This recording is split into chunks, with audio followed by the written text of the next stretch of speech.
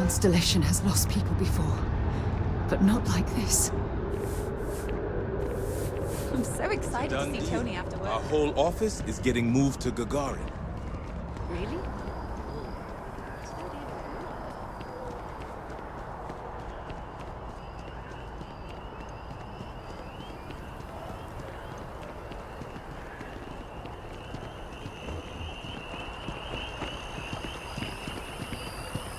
There's been an incident. Please continue going about your business.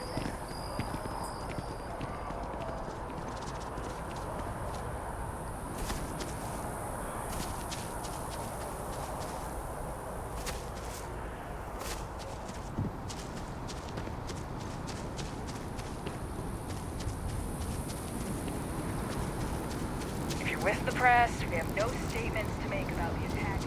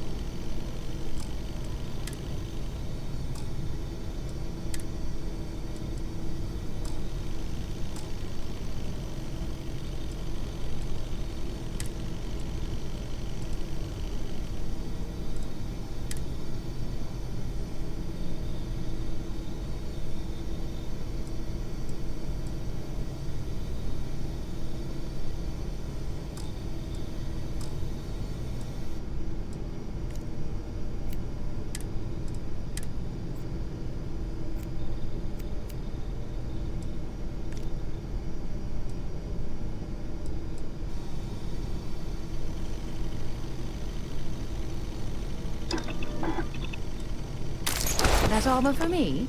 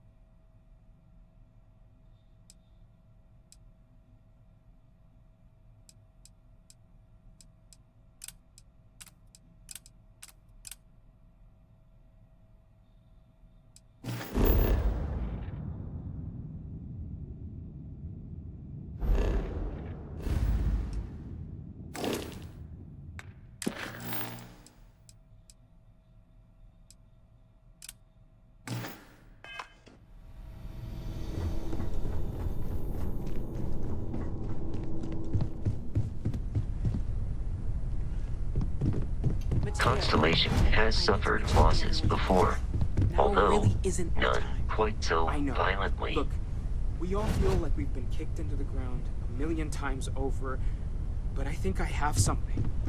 I'm serious. If I may, I know our encounter with the Hunter is the last thing anyone wants to talk about right now, but he said something that I can't get out of my mind. Unity. Do you remember that?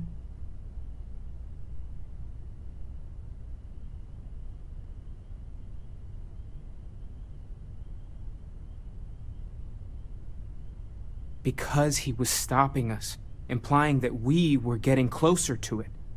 The thing is, I've heard that word before. It's an important concept in Keeper Aquilas's speeches. The priest?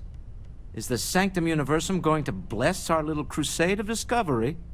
It can't be a coincidence. The Sanctum has always believed that answers are out there in the stars. Look, I know it's the longest of shots and the biggest leap of faith I could ever ask us all to take, but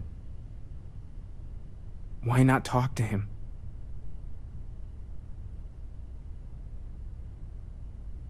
There's no harm in gathering more information. A visit to the Sanctum might actually be quite enlightening. Thank you. I know it's not much to go on, but something about this feels right. I'll meet you over there.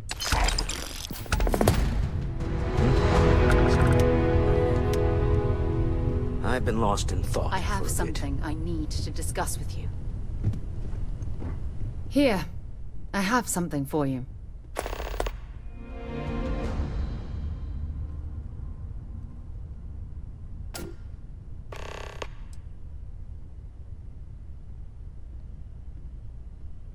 It's not that big of a deal. I picked it up on one of our latest planetary expeditions. I'm more than just an extra gun, you know.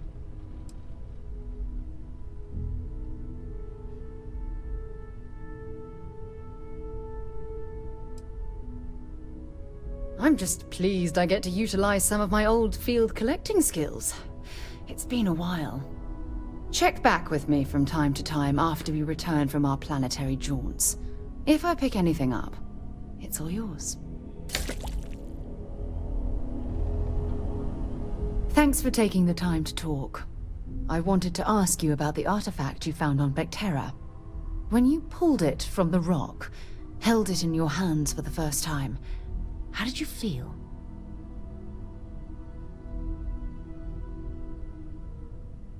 No, I don't think you understand. I know about the visions, the light, and the music. How did you feel inside? What were your thoughts?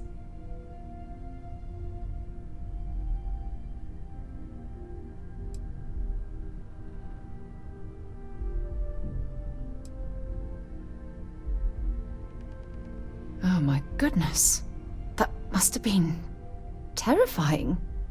When it comes to the artifacts, it never ceases to amaze me how the science, well, simply fails.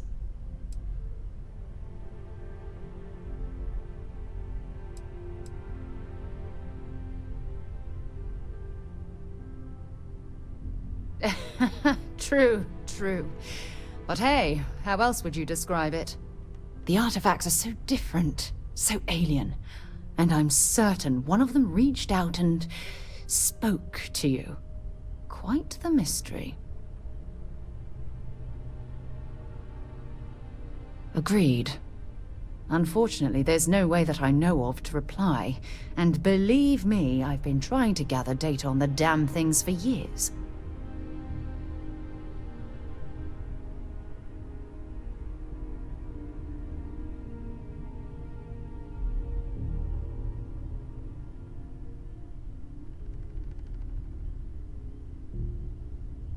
Frustrating? No.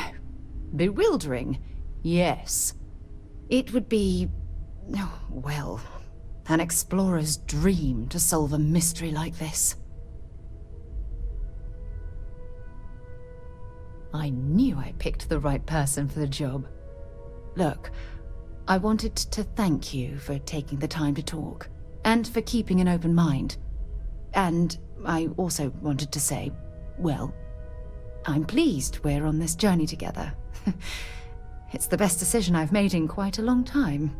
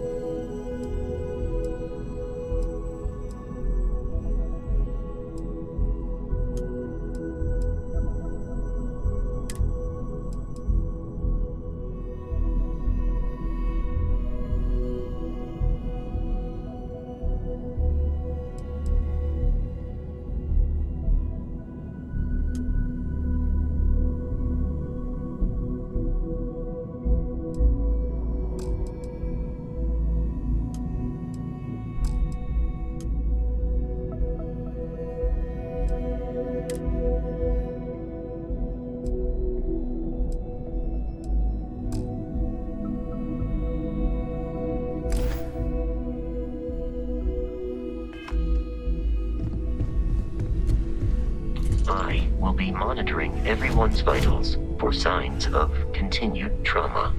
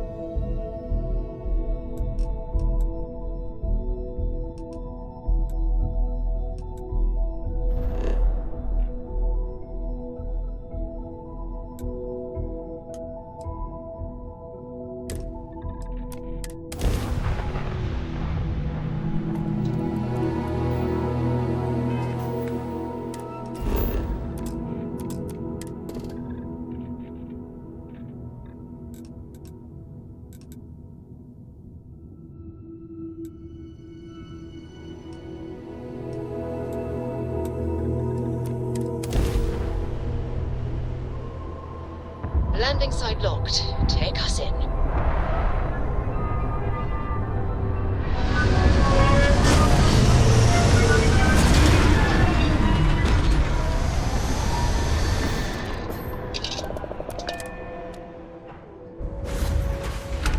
Captain, it is pleasant to see you.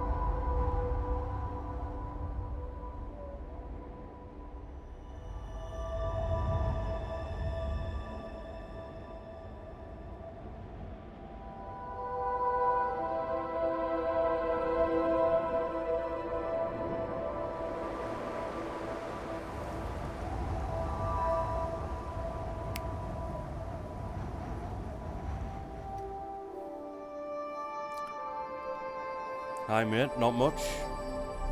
How about you? What's up with you?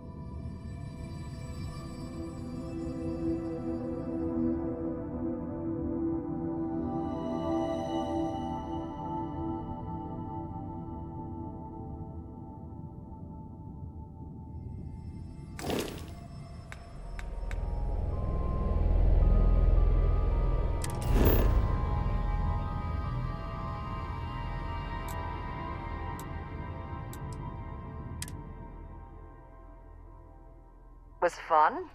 Now what?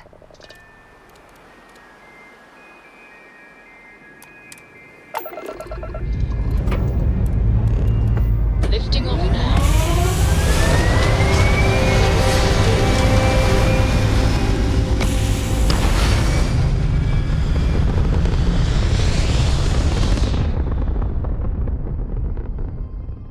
Stay in orbit or jump. Your call.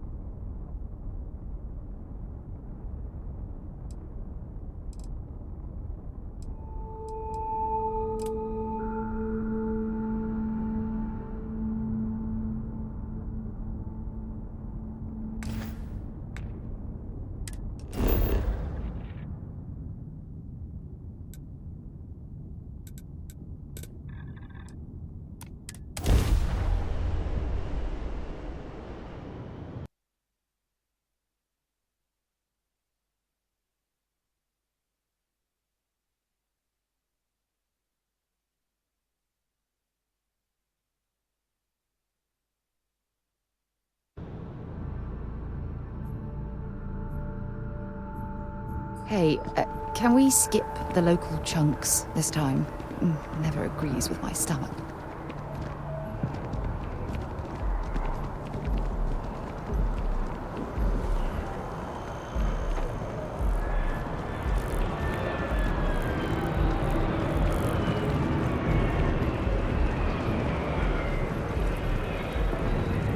Warning. Criminal activity in this area will be punished.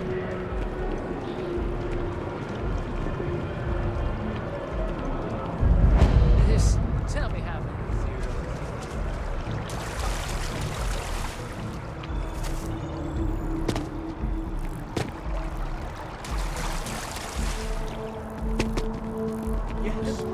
Exactly. It's like when someone insults you, you want to just... Keeper Aquilus, can we have a moment?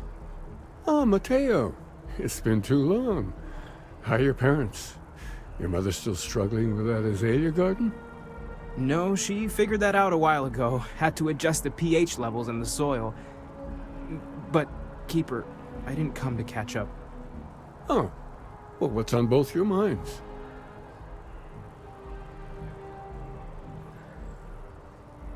Oh. Yeah. How humanity comes together. How we are to love each other, even as our universe becomes even more complex. That's not exactly what we mean. Keeper, when you talk about unity, well, does it mean anything else? Something secret? Perhaps we should talk about this inside.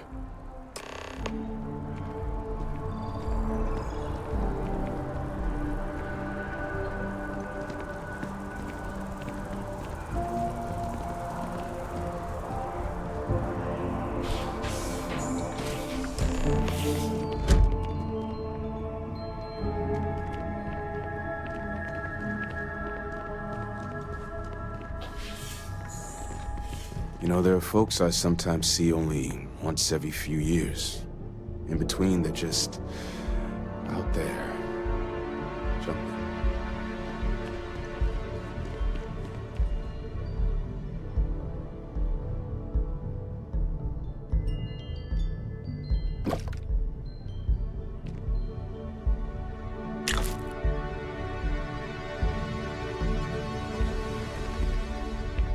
Now that we have a little privacy, why don't you tell me exactly what it is that brought you two here?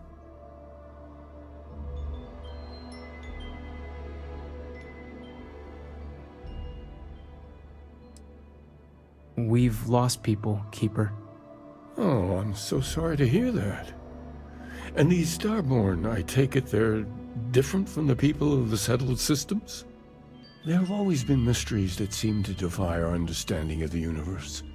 Beyond rational thought, we enter life as an act of someone else's faith in us. There's no way of knowing who we will become, and yet the risk is made anyway. So you've pushed into the unknown, not knowing where it would take you. And it's brought you here.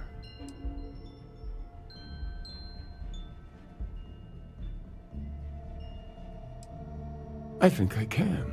If you're willing to find your way in the dark for a bit longer, I can give you a path to discovering its meaning. There's an old story, far older than the Sanctum Universum, of someone who walked the settled systems and saw every corner of it. This pilgrim claimed he found the true meaning of unity. I always thought of it as just a parable for trying to bring humanity together, but maybe it's more.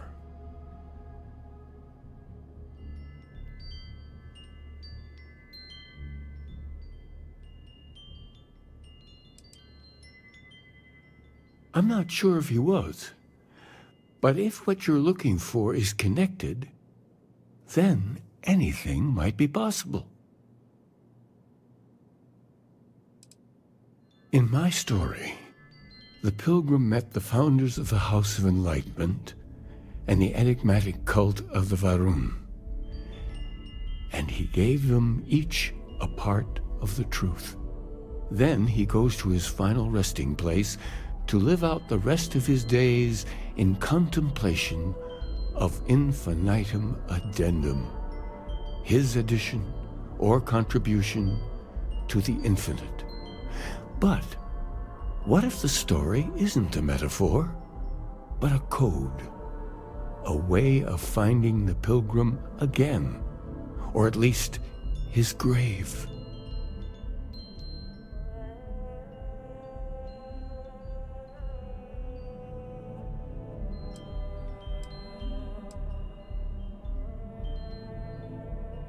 I agree.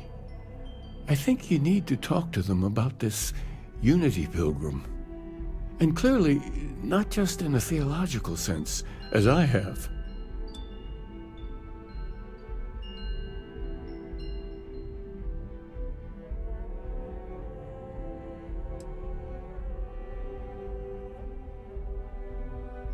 Oh yes, typically. But there is a lone zealot that was captured recently for attacking UC ships. I've visited her a couple of times. Hopefully, she'll be willing to talk to you as well. And if you need directions to the Enlightened, they have a branch in the Well helping the poorest citizens of New Atlantis find a better life for themselves. I'll stay here with the Keeper. We need to catch up. And I wouldn't mind asking him a few more questions.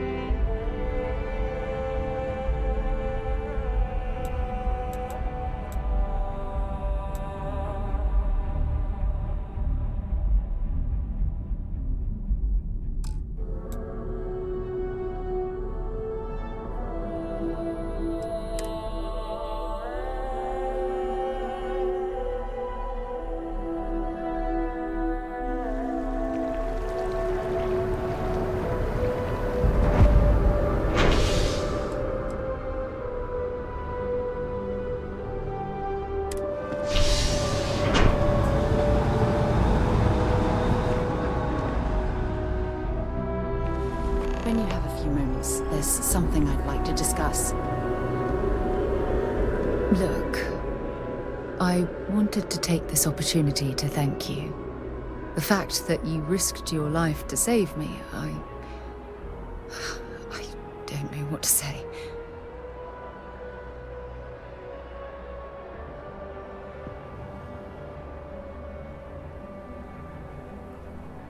Then I'll say it again. From the bottom of my heart, thank you. My only wish is that my rescue hadn't come at the expense of Barrett's life. He was one of my closest colleagues and a cherished friend. He always knew how to make me laugh. I'll miss him dearly.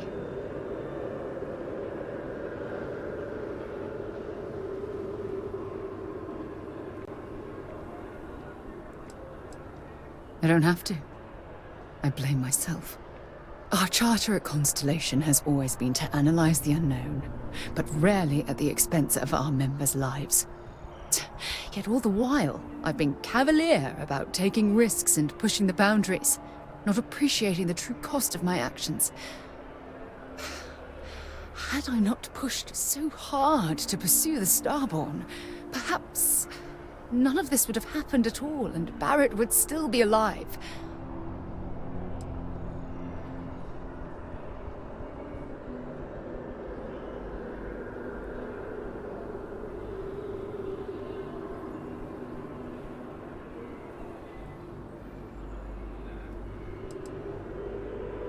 Of course I can.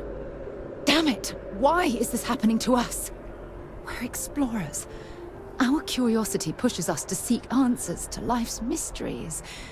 It's one of the core traits of humankind. Yet in return, this is what the universe throws at us. Beings from God knows where who are trying to murder us. Why? What have we done wrong?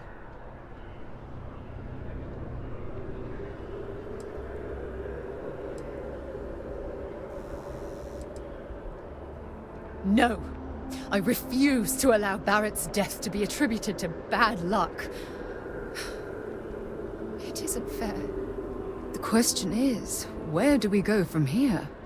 Do we stop exploring? Stop pushing the boundaries? Take a more aggressive posture towards the universe? I don't know where to begin.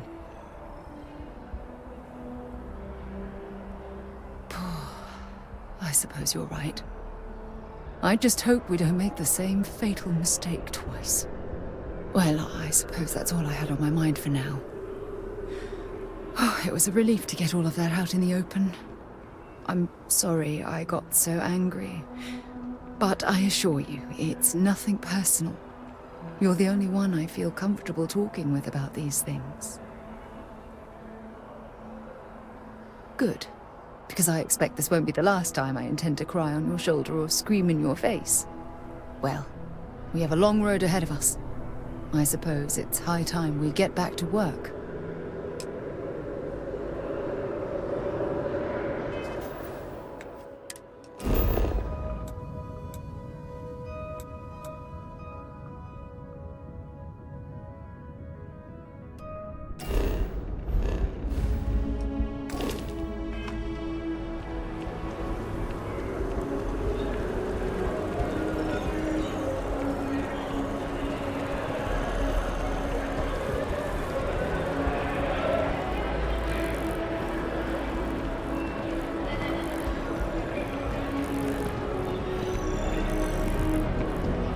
If you're searching, then make it quick.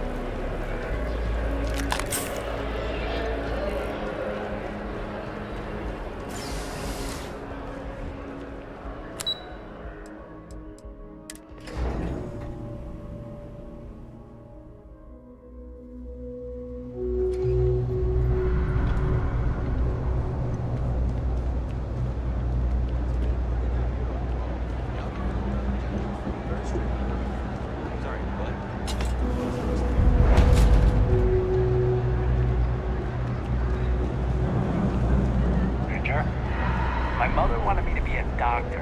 A doctor? This is great. I made it up as well. They say. I'm gonna be a big-time space pirate someday. Gonna have my own ship.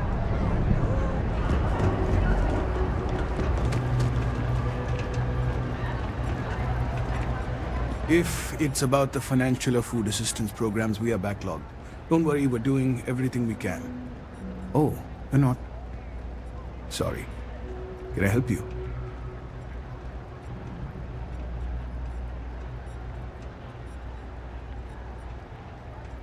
We don't mean to be intrusive. Any information you could provide would be very useful. Listen, I've talked about this with him a ton of times, and there's no record of a Unity pilgrim. But since you both insist, our early records are mostly administrative. Humanitarian projects, group counseling notes, charity expenditures. But there is a series of exchanges the founding members recorded in a lot of detail.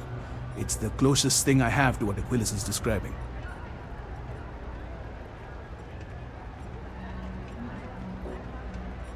A man walks into the first House of Enlightenment. The founding members just call him the Drifter.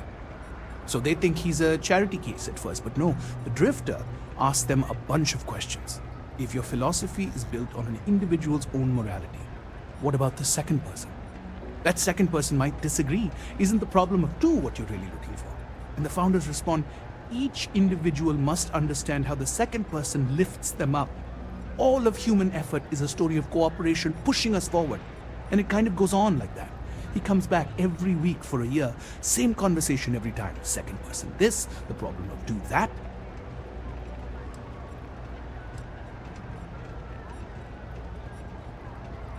Honestly, I think the founding members made it all up. There was a little more hesitation being openly atheist in the early days. I think they were experimenting with writing their own scripture. Fortunately, that got abandoned pretty quick. After the records of the Drifter end, you never see anything like it again.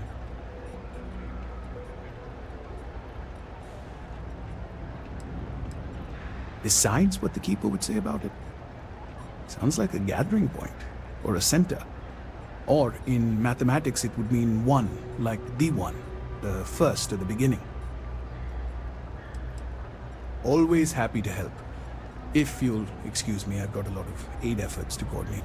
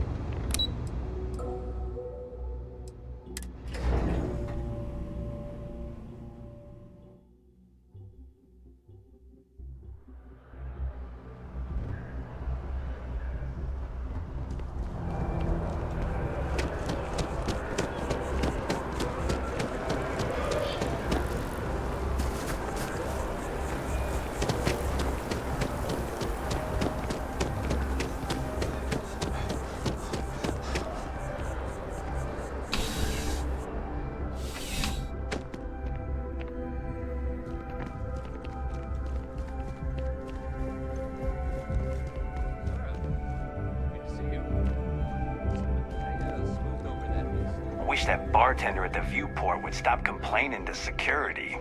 I don't know what she lost, but she won't get it back by annoying us. Evening, sir. A visitor? I have all the company I need.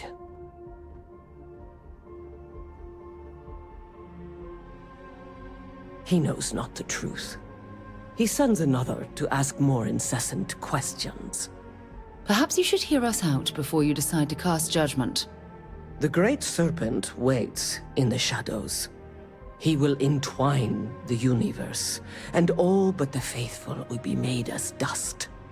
That is the truth. No more, no less.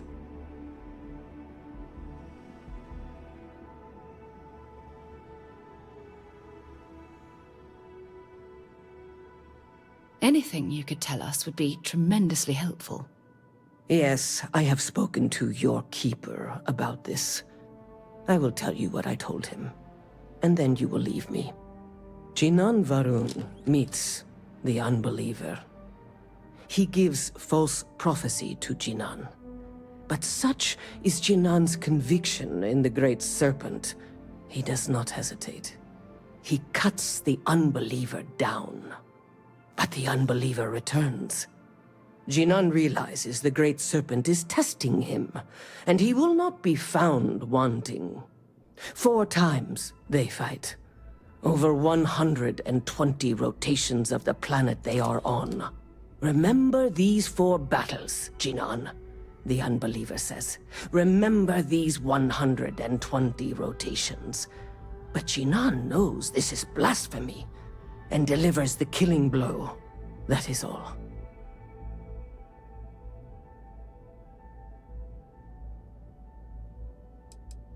I have heard of no such thing.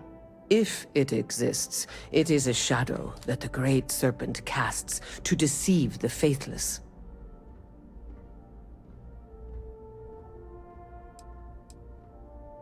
Then we are done. Leave me.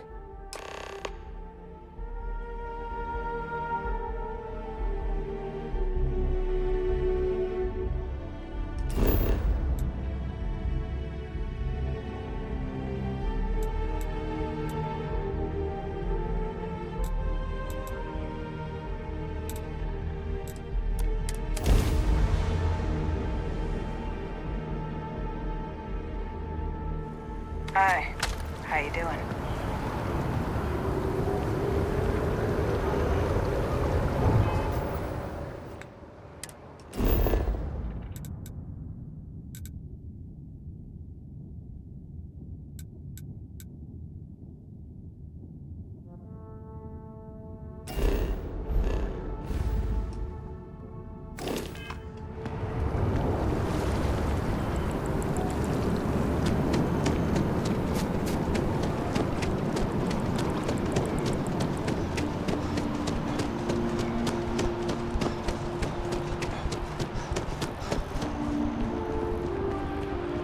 I feel underdressed.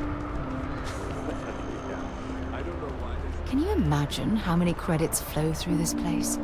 Figuratively, of course.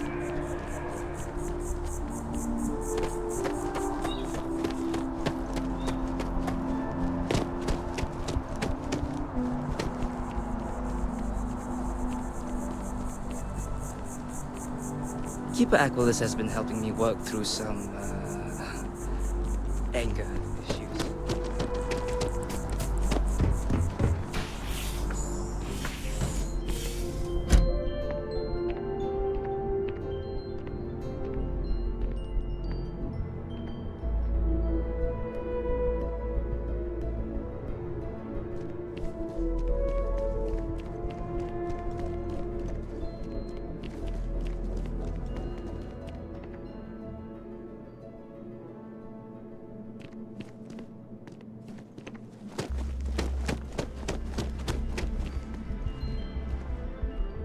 Well, you're back. What did you learn? Was there something hidden in their stories, like we thought?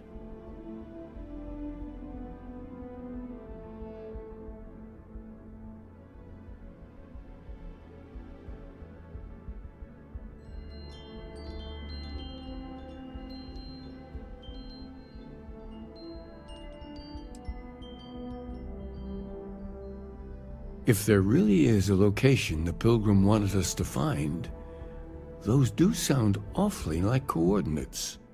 What else did you learn?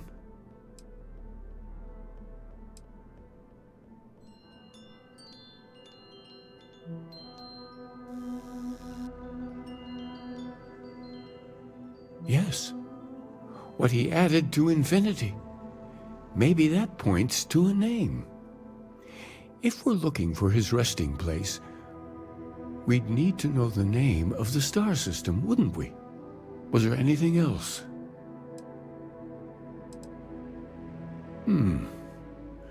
Planets are often named by number. That second might mean the second planet in the system. Let's see. We have something that could be coordinates. Something that could point to a planet in the system. But what's the name of the system? Infinitum addendum. What if we break down the parts? No systems named finite or add.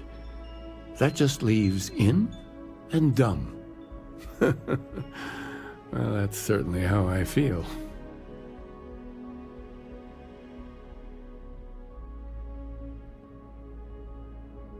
Yes, that's it. The second planet in Indum, at 4 and 120. That's where you'll find the Pilgrim's resting place. And from there, maybe you'll find the true meaning of unity. Before you go, you've now spoken to many different perspectives in our universe. In a way, you'll be carrying their philosophies with you on this journey. I know you're looking for a specific unity, but if you had to guess what it was, what interpretation would you give it?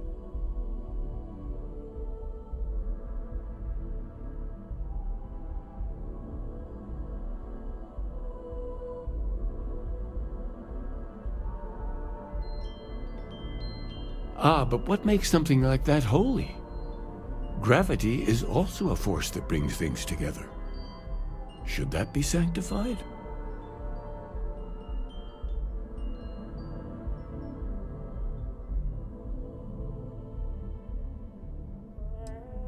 It is one of the great contradictions of belief. We feel the presence of something out there, but we insist that it is also everywhere. So you think this word unity describes that divine unknowableness that the Pilgrim searched for? Ancient humans thought the concept of gravity was miraculous. Until we know more about the unity, we also could be jumping to the wrong conclusions. Well, I won't keep you any longer. This has been fun, I have to admit. Go, find your truth.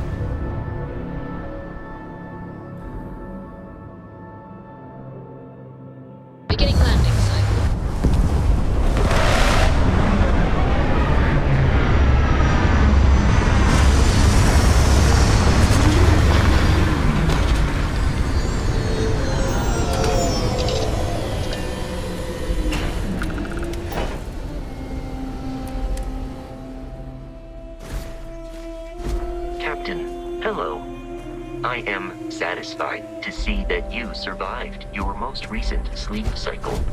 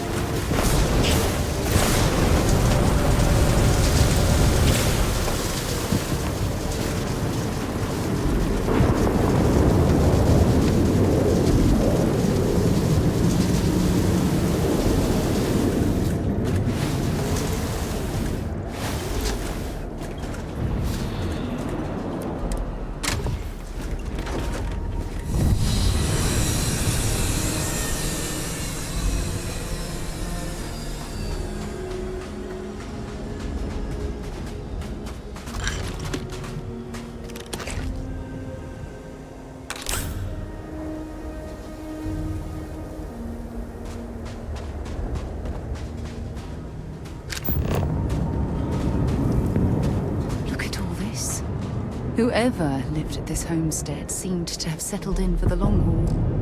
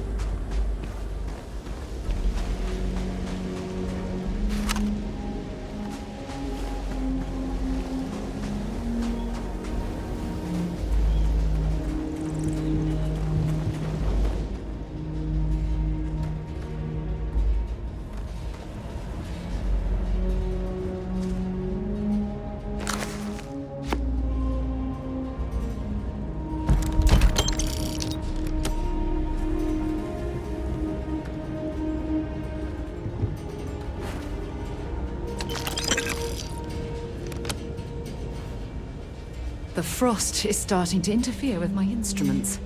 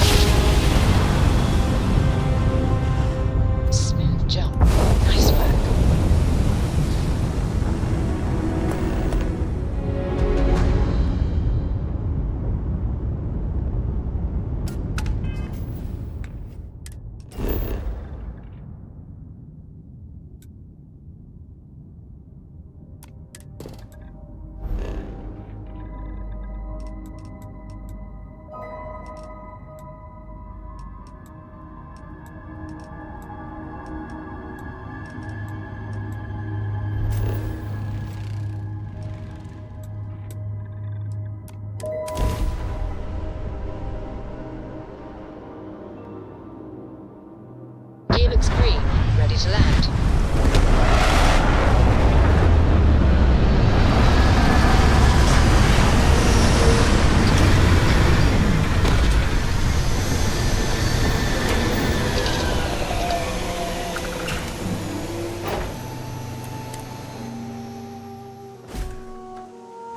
Captain, do you require my assistance?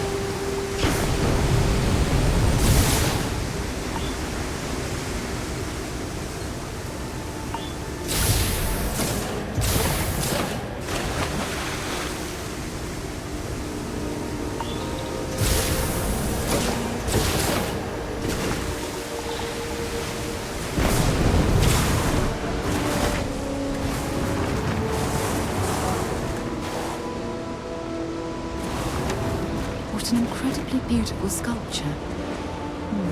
I suspect it was placed here for some sort of specific purpose rather than as an artistic statement.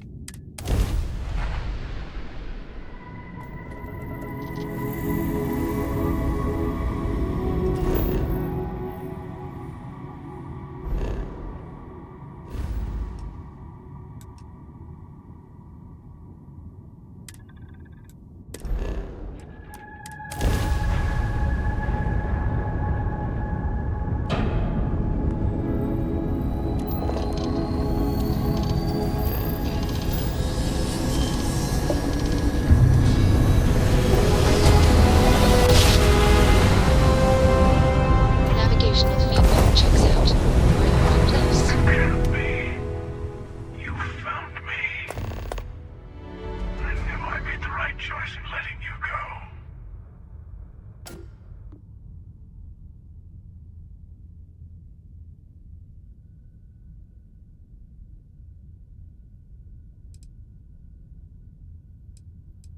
Oh, please.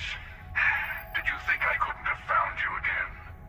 Extinguished that little spark of competition for the artifacts before it grew stronger.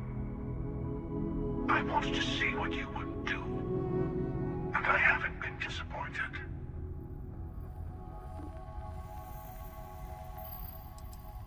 You did. Now it's all starting to make sense. You should come aboard.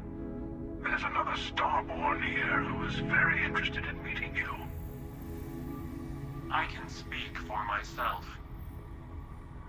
Constellation ship, you weren't invited to this meeting, but much of our conversation has been about you.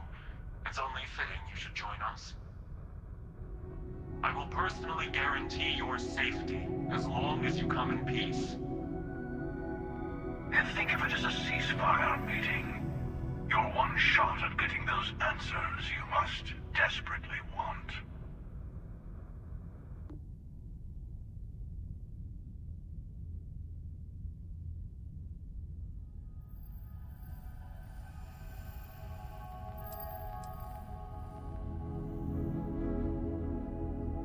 Not a bad description, actually. We'll explain when we meet. In person. Good. See? We can all get along.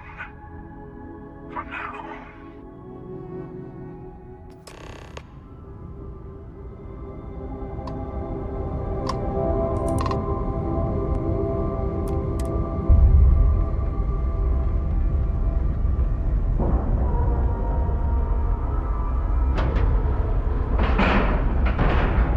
Solid docking job there.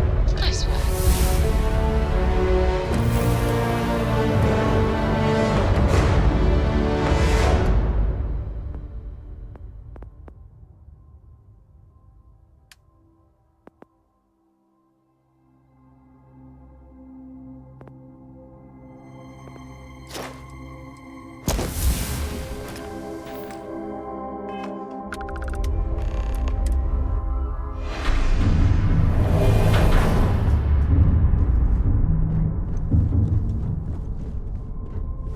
Hello.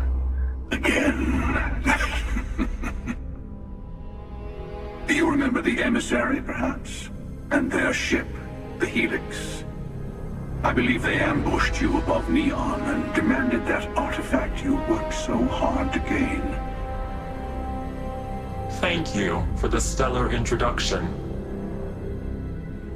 Your success is unprecedented. Before you came, we were just discussing how continued use of force against you is unwise.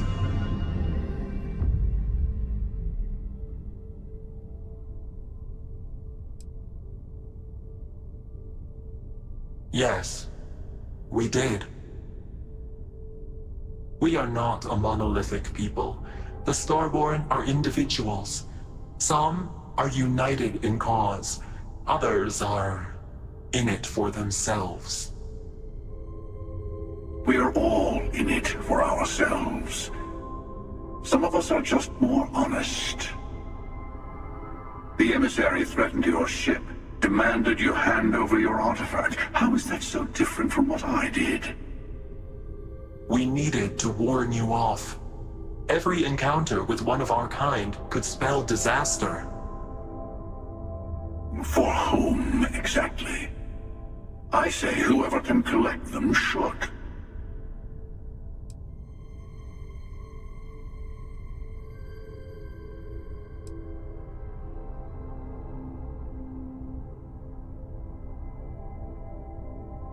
And who gets to say that?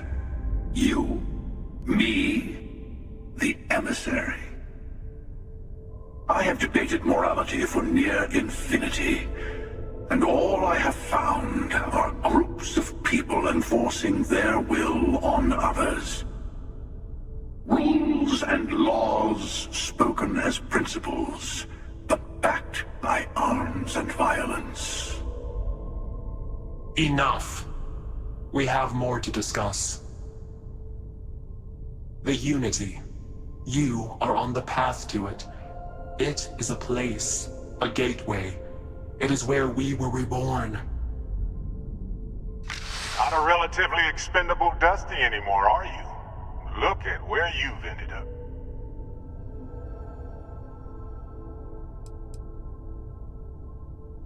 I'm not who you think I am. This universe is only the first one you've been to. I've seen hundreds. Where I came from, I was the one who stayed at the lodge to protect the artifacts. You died on board the Eye while we held off the Hunter. One of me, at least. I collected the remaining artifacts, and they opened the way to the center of my universe, and the doorway to an infinite number of others. That is the Unity. When I stepped into it, I became a Starborn. It's how I've entered other worlds, including yours.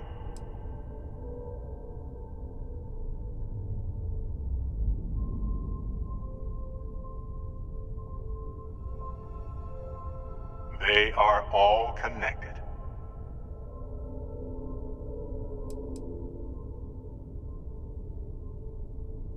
And that's the problem. All the artifacts are needed to complete the Armillary and open the way to the Unity. In every universe, the Starborn fight over them. Innocent people die.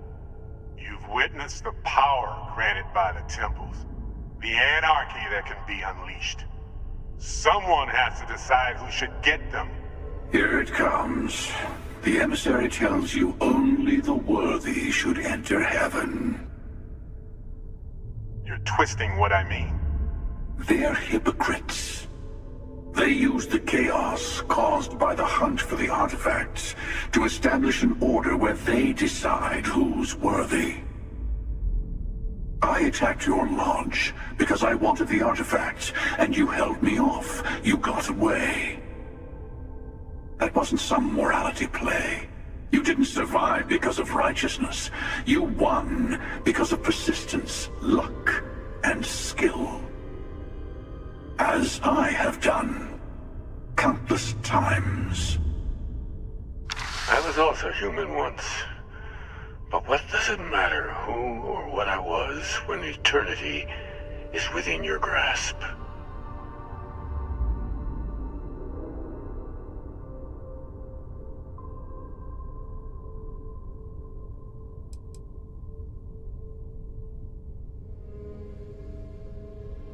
You mean yet? Go through the Unity 1,000 times and you'll gain a better perspective. I have hopes for you. Higher hopes than the other members of Constellation. They all end up like the emissary.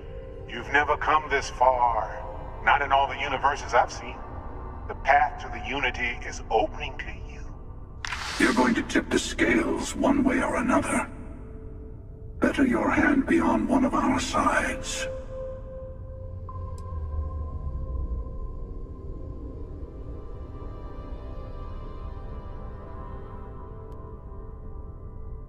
You're already in it. With artifacts come Starborn searching for them, fighting over them. I want a truce between all three of us. Give you some time to think over which approach to the Unity is the one you want. Mine or the Hunter's? Yes. Let's see how willing you are to live under someone else's rules. Just remember, one of us isn't trying to judge you.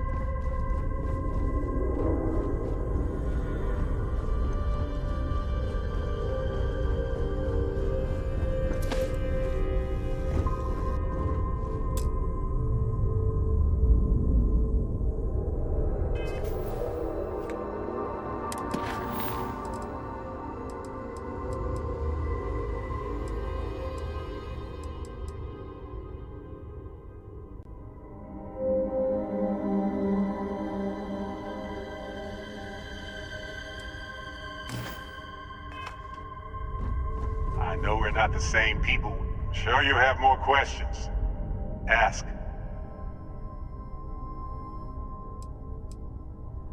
It's not an easy experience to describe, but the Unity will speak to you, offer you the chance to become Starborn.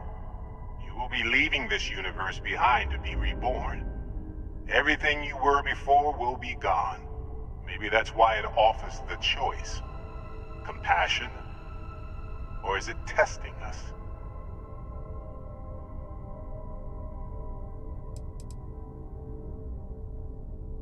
When all the artifacts are assembled, the device they create is called the Armillary. In many ways, it's a model of the multiverse itself. Through it, you can reach the Unity, and from there, you can become Starborn.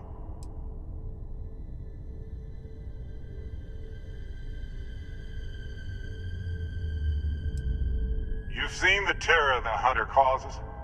Every time a Starborn goes through the Unity, they get more artifacts, find more temples, gain more power. We can't let more like him abuse these gifts to destroy whatever's in their way.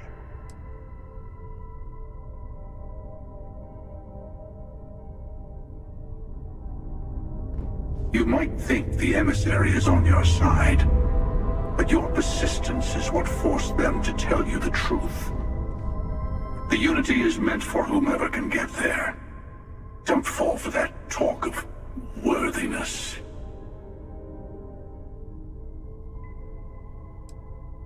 I've simply found that it's the quickest way. Talking, forming alliances, waiting for the right moment to commit theft. It's all so tiresome. I'll admit, you getting away has been the most interesting thing to happen in quite some time.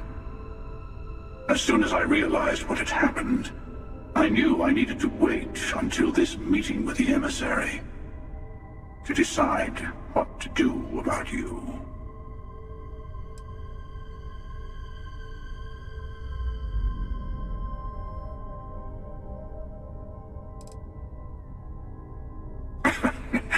No, we always end up having this meeting at this time. But it's the usual affair. Can we make peace? No. Oh, how tragic. Honestly, I was beginning to wonder why I kept tending. And it's bad habit I started a long time ago. Perhaps I just like meeting the emissary to gloat. But you have provided something quite new to talk about. Maybe you're a random die roll. Or maybe the Unity is finally responding to all my hard work.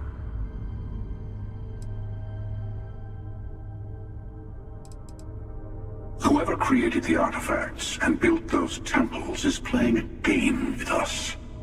One whose prize is access to the center of all creation. There are no rules. Whoever gets all the pieces wins. And I've won. Over and over. I don't kill for the Unity. I find the easiest pathway to it.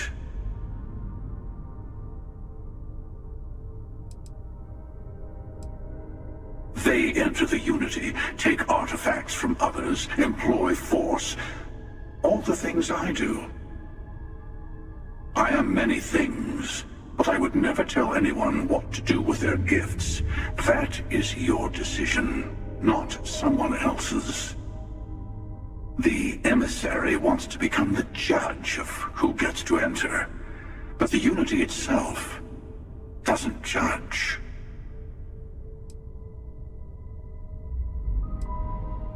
To see what would happen, of course. You might not understand just how many times I've done this.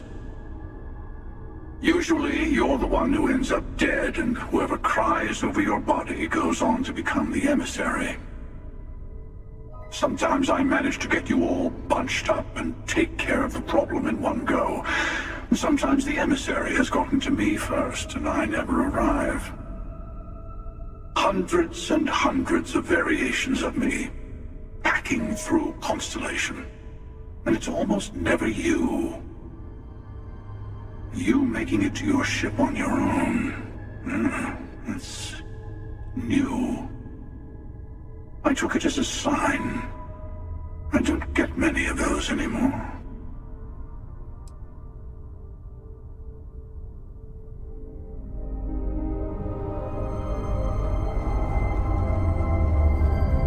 Before you leave, I want to give you something. A way to another artifact, but also a lesson in how dangerous they can be. Seek the moon of old Earth. There are secrets there you must discover for yourself. Here, to open the way.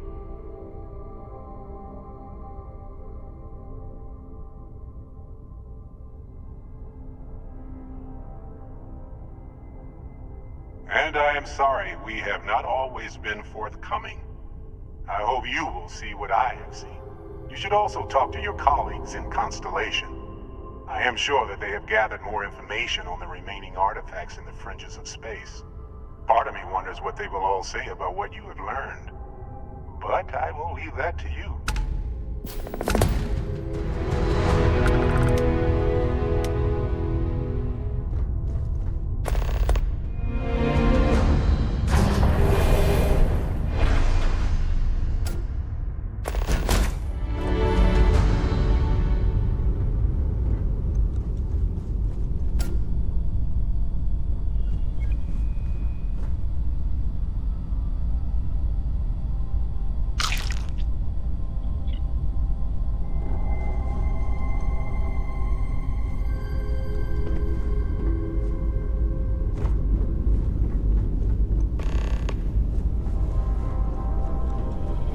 Hey, it's always a good day when you come around. Welcome back.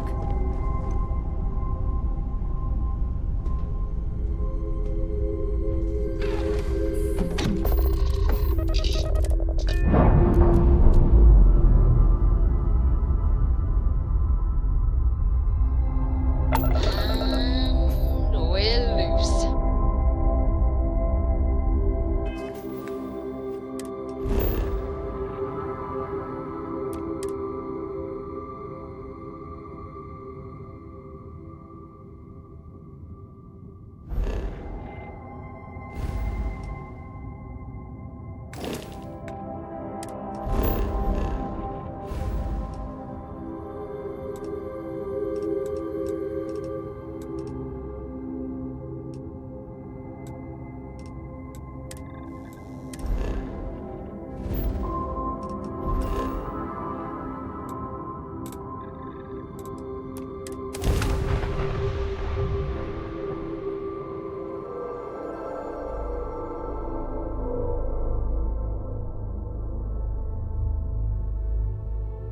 While when you have a few moments, there's something I'd like to discuss.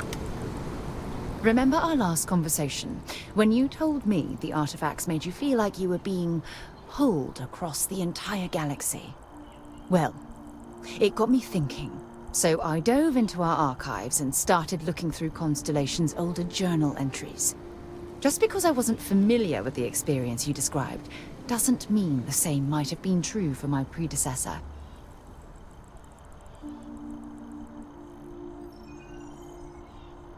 Really? I'm surprised that I haven't. After reading those journals, all of the pleasant memories of my time spent with Aja just started flooding back.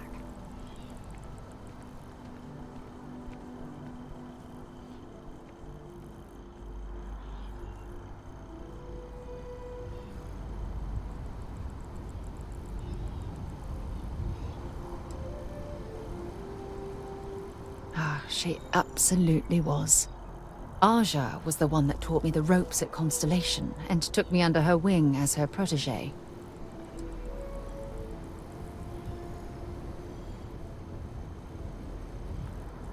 Hey, so I pinched a few ideas from my old boss.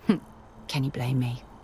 At any rate, we logged quite a few discoveries together, but it was the actual journey that I cherished the most.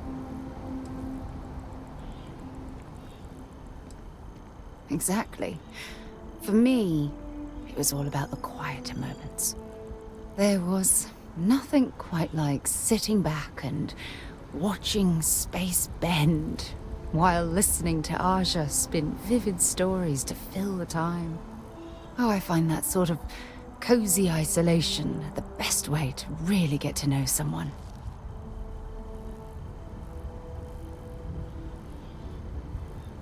I'll take that as a compliment. Thank you. You know, all this talk about Aja reminds me that my time with her was a gift. I miss her dearly.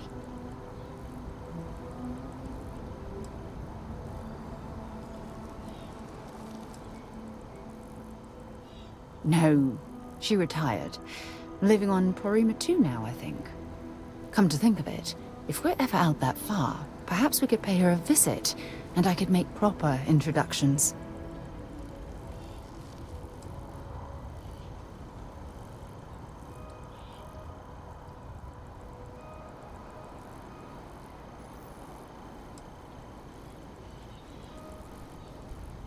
Well, I don't expect you to be a carbon copy of Aja. Just be yourself. You see, it's clear that we share the same hunger to discover what's out there. And that, well, that's what intrigues me about you.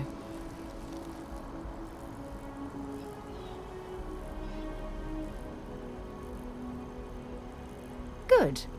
Then we're both on the same page. Anyway, that's all I had to discuss for now, so if you'd point the way, we can continue our journey.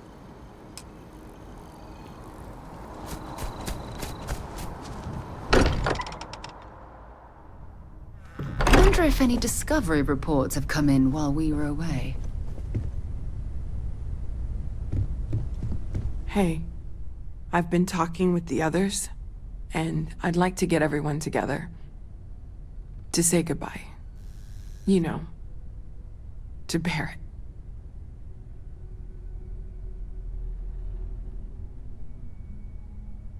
Thank you. It wouldn't be the same without you there. I'll have everything set up in a few days.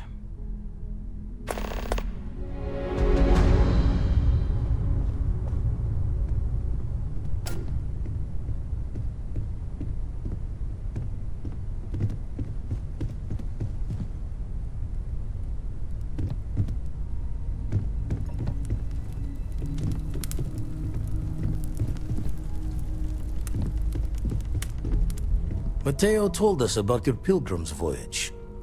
You found it, didn't you? The meaning of unity.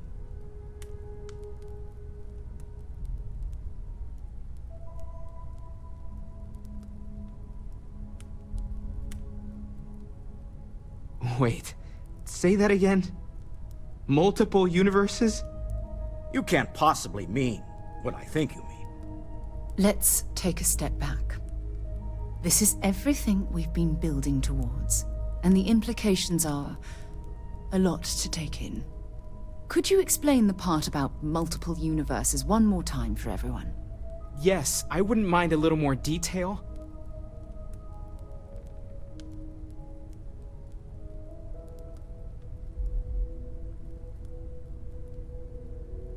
And that's why the Starborn want the artifacts so desperately. They're the keys to unlocking the infinite. I don't even want to think about the physiological changes you'd need to travel between universes. Plus what it would do to the mind? Enlightenment? Or oblivion? Like the Hunter. You have the opportunity to reach the closest thing to your god that might exist. And you're second-guessing it? One doesn't approach the afterlife without some trepidation.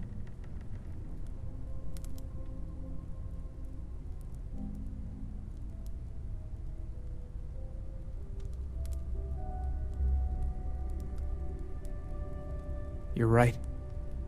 We have to see the unity for ourselves. I know this has been a lot for everyone to take in, but we finally have answers. Let's make the best of them. Not to make a sharp turn in a grand tale, but I got the eye fixed up. Bruised, but still blinking. Let me know when you're ready to follow up on what it's seen.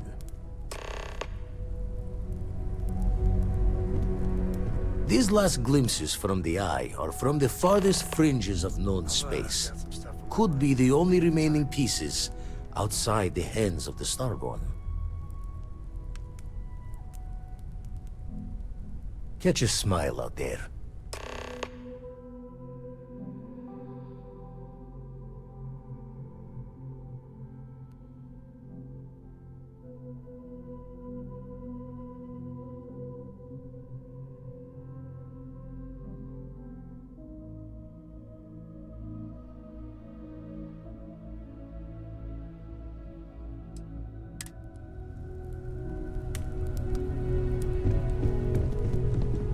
Sorry, I plain forgot what I wanted to talk with you about. That girl. If Cora leaves her tools out one more time... I mean, I love her more than life itself, but I can only say the same damn thing so many times.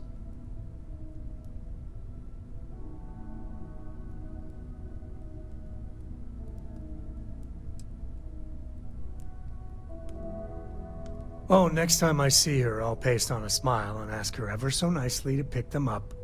Again. I mean, this is between me and you, but Cora wasn't exactly planned. I don't know if I mentioned, but I served a spell in the Freestar Rangers. Had a partner, Lillian Hartz. Well, we were like fire and ice, but, well, it wasn't all bad.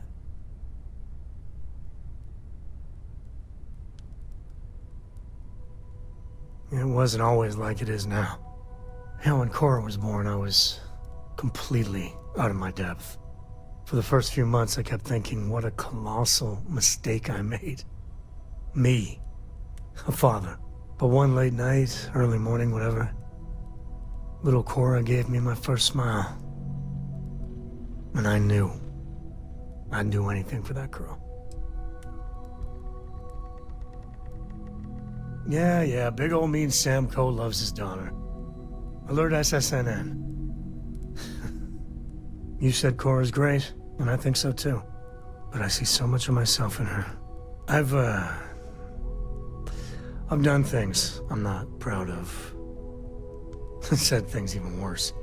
I try to be better for Cora, but is she gonna fall into the same traps?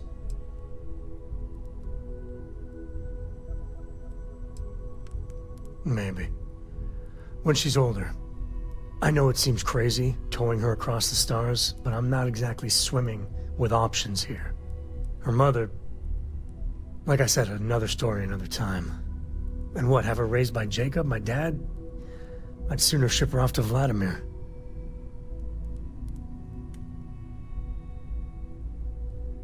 You think? Well, she does say the damnedest things. And if she just learned to pick up after herself, she just might live until she's 13. Home's got a sanctity. Hard to fix once it's broken.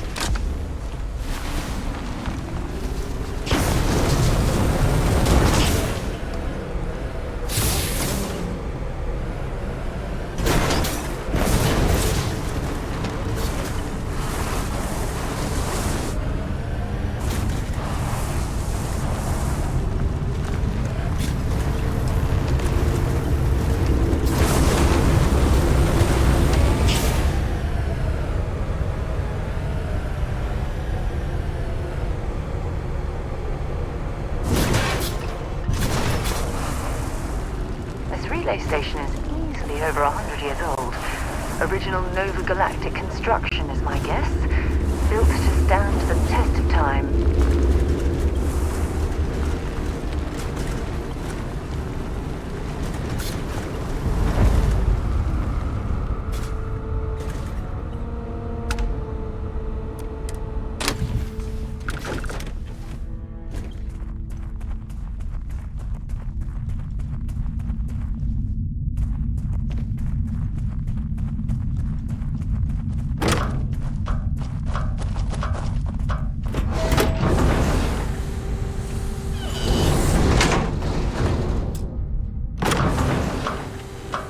Always a pleasure to roam through locations with lower gravity.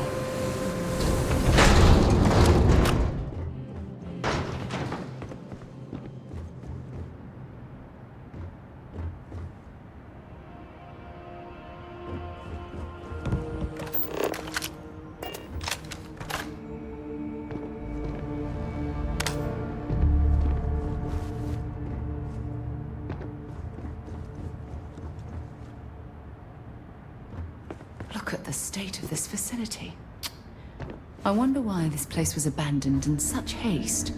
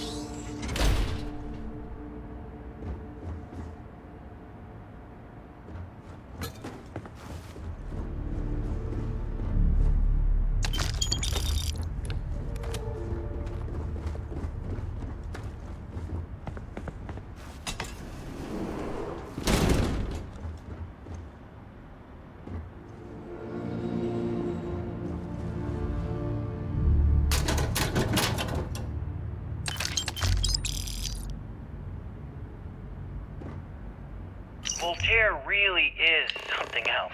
A supercomputer so powerful they put it on the damn moon to keep it cool. Although by that logic they should be running it purely in the vacuum of space. But hey, good marketing material. I've been spending some off hours running some dumb simulations, just because I can. My favorite so far is simulating the sound of every duck on Earth quacking after receiving a Nova Galactic Project Log, Principal Engineer Lang Shu. Voltaire is being reconfigured for this new initiative. The math we're being asked to crunch is ambitious, even for a supercomputer. We might as well be asking it to count every grain of sand in every desert on Earth. Who came up with these original equations? Our partner isn't being very open about it. Every question I have goes through some discretionary channel. I'm surprised we even know we're working on a ship.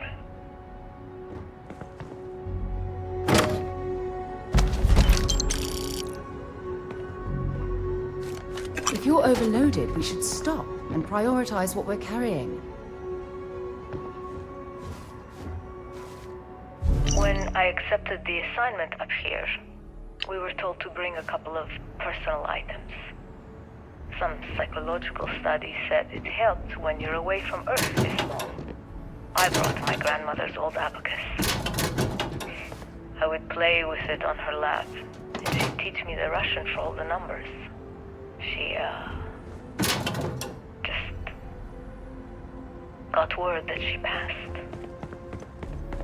The next shuttle isn't for 3 months, so I won't be able to go to the funeral. Goodbye, Babushka.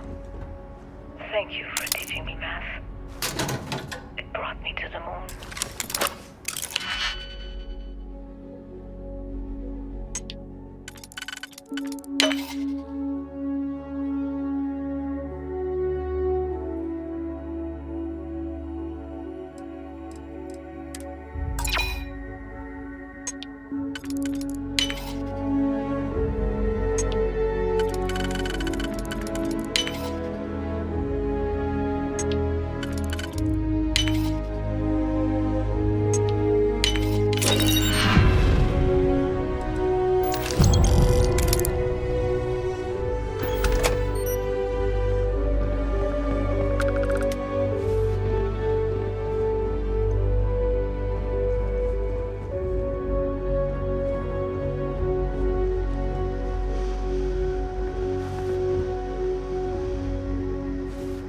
Nova Galactic Project Log, Principal Engineer Lang Shu. I admit, this is not the most disciplined team I've ever run. Malcolm keeps stealing computational time on Voltaire. He thinks I don't know this. And Sabina's been distracted lately, but won't tell anyone why. I really should demand answers from both of them. But honestly, I'm too preoccupied with this contract. We all are. Despite anything going on in our personal lives, there's something special about what we're building here.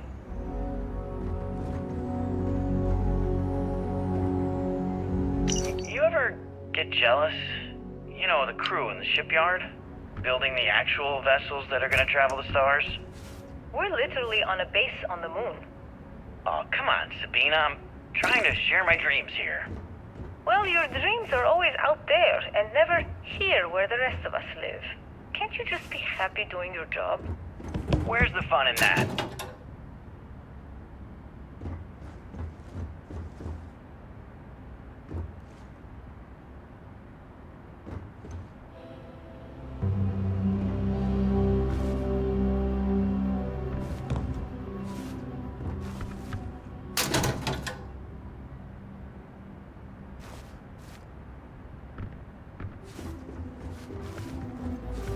Okay, confession time. Being single on a moon base is the worst. I only get like an hour to use the communication link to Earth every couple of days. And let me tell you, there's long distance dating, and then there's like long distance dating, you know? Oh, hey there, I'm a scientist, deadly employed, willing to take you out for coffee in like 6 months when I'm back from space. It's not a great opening line. You seriously can't get a date? You're an astronaut. Hey, no one asked you.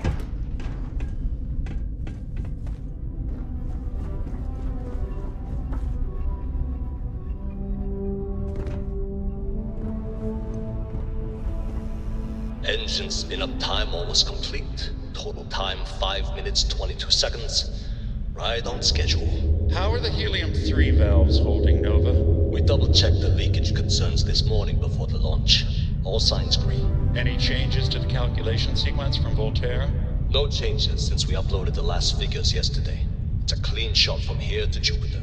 One day the computer will be on board the spaceship. Just imagine that. One miracle of science at a time, Canaveral.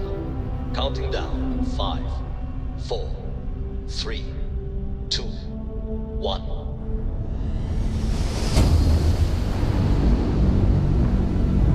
Canaveral, are you reading? All clear, Nova. Indicators look good. The ship should be cruising Jupiter's orbit right now. Visual confirmation will be possible in 32 minutes. Afraid the speed of light is on the slow side these days. How does it feel to break the laws of physics, Canaveral? We're all pretty excited down here in NASA, I won't lie.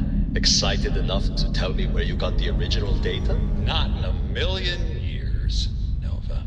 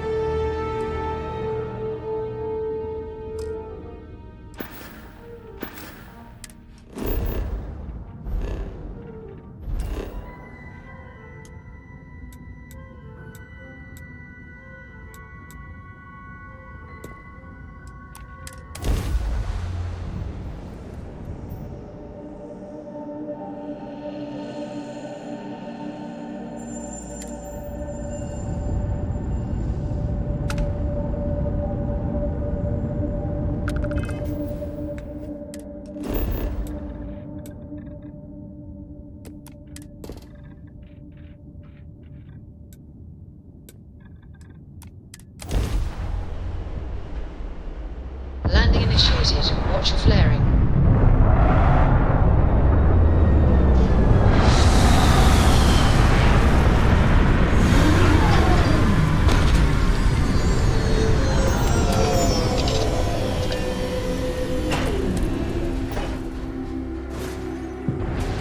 Good day, Captain.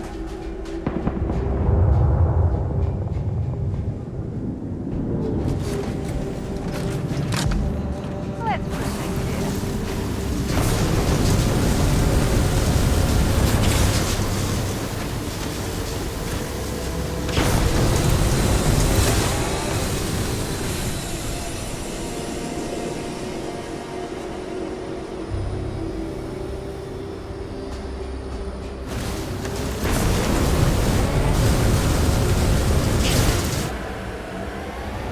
Unless I'm mistaken, that's one of the launch towers used during the evacuation of the Earth. I can't even... Something I'd like to discuss.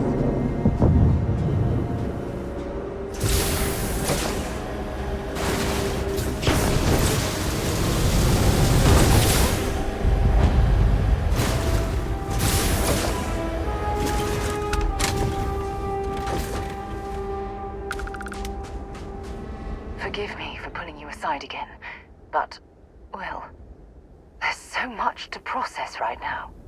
The emissary, the hunter, the unity, an entire multiverse. I can't even begin to wrap my head around it all. I don't know where to begin. The fact that we are the origin of the Starborn. Humans literally reborn by entering the Unity. The same, yet different. It's unbelievable. I feel like most of the knowledge we've amassed in the last few centuries about the universe has just been made obsolete.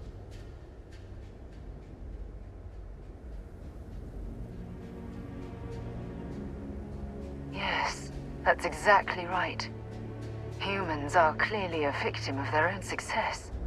We've been pushing further and further outwards from our home, when we should have spent more time being prepared for the consequences. Our current problem relates closely to the nature of humans as a species.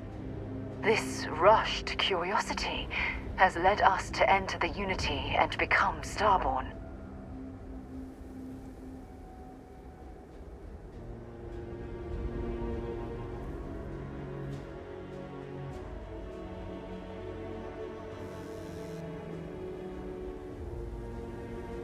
But it has made a difference.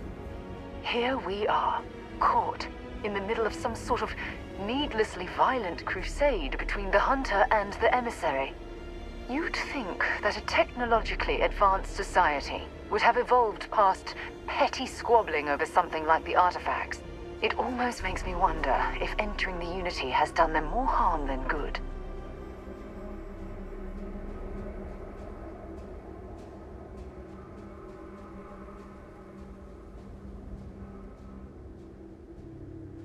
No, that's not it at all. When you pass into whatever lies beyond, we don't know what will become of you. Will you remember your life as you knew it? Will the hunger to collect the artifacts consume your life like it's clearly consumed the Starborn?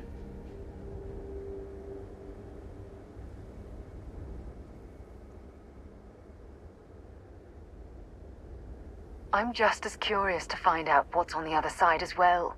But that's not the point. As the chair of Constellation, I want all of us to have this opportunity to explore the Unity. It would be the pinnacle exploration of our lives. However, after we enter the Unity, we'll likely evolve. You and I, as we stand here right now, will essentially cease to exist. You're a respected colleague, and I wouldn't want to lose you.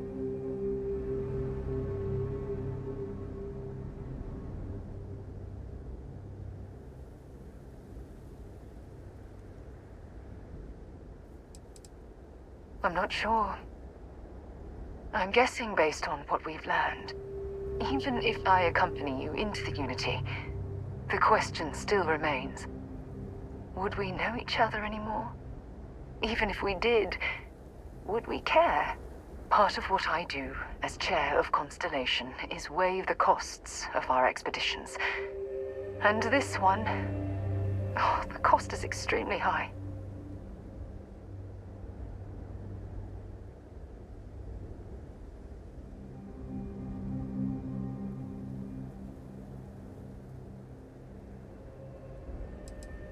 Yes, of course. Of course. Listen. I realize nothing that I say is ever going to change your mind or diminish the enticement of this incredible opportunity. All I ask is that you research the facts before you blindly stumble off into the unknown.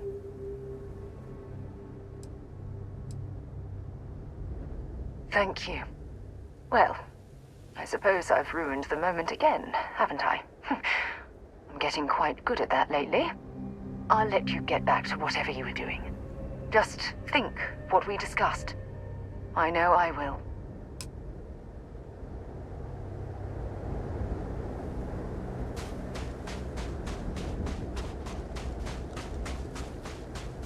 The most likely way into the NASA facility would be via an elevator shaft taking us straight down. Hopefully the system is still in operation.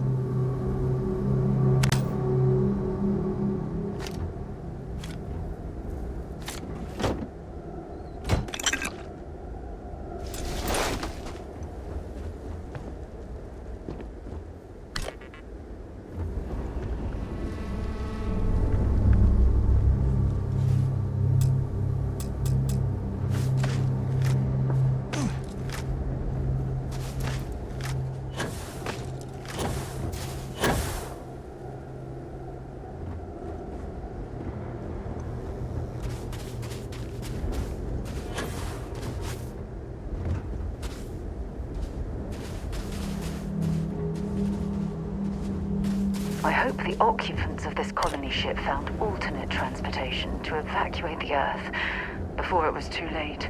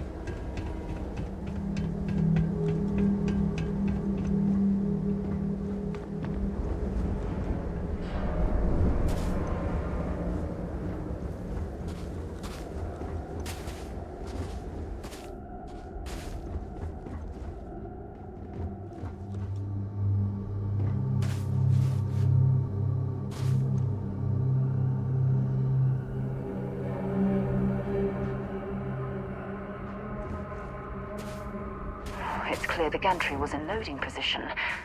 I wonder what prevented this particular colony ship from lifting off.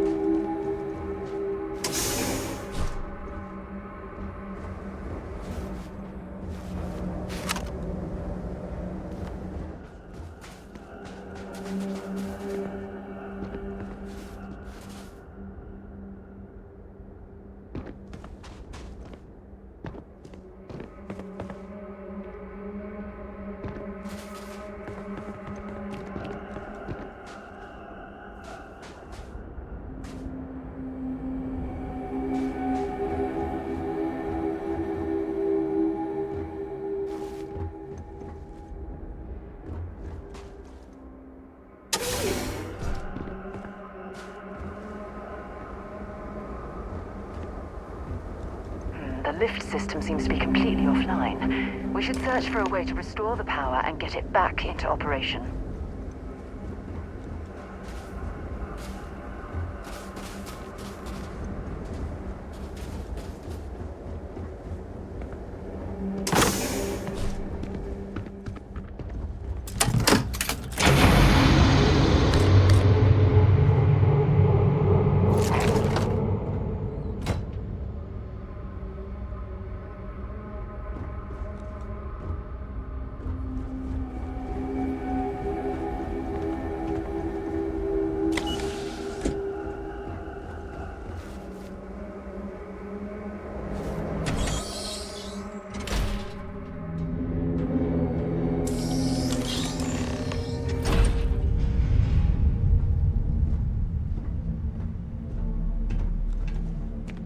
This looks like it was some type of crew preparation area.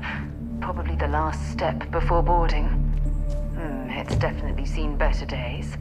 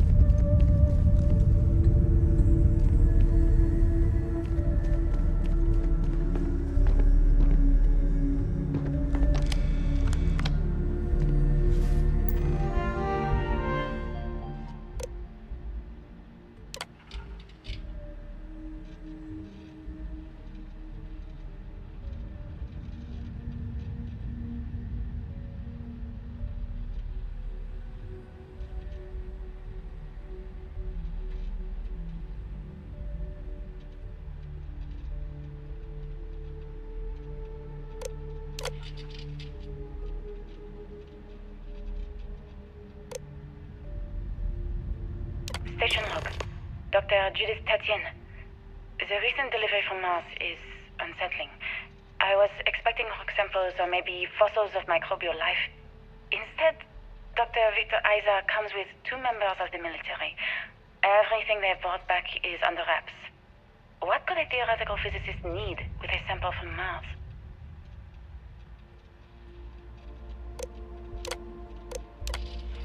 Station log. Dr. Judith Tatienne. I've been trying to cozy up to Dr. Isa, Victor, to see what is going on. His team has completely commandeered one of the labs with those 2 military handlers, checking who comes in and out.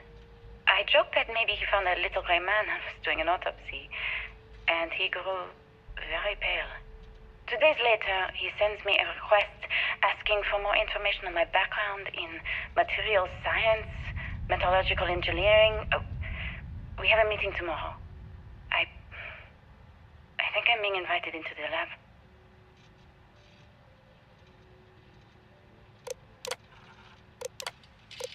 Station log. Dr. Judith Tatienne. I have never been so nervous since I defended my dissertation. 4 hours talking to Victor and his team about theoretical metals, atomic bonding, even a half-hour divergence into magnetism that I'm pretty sure was just to throw me off the trail of what we were actually talking about. Then, I got to see the lab. I don't know how much I should say, but the periodic table just got thrown out the window.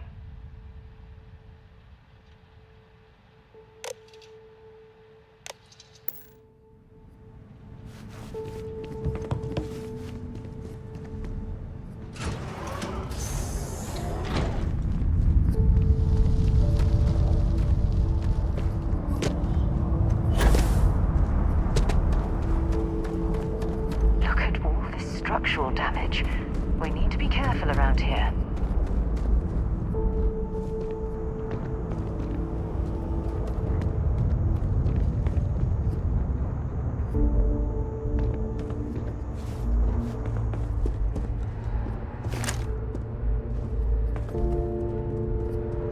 Oh my goodness. Some of the artifacts here are from the earliest years of NASA. Oh, what a shame all of this was left behind to deteriorate.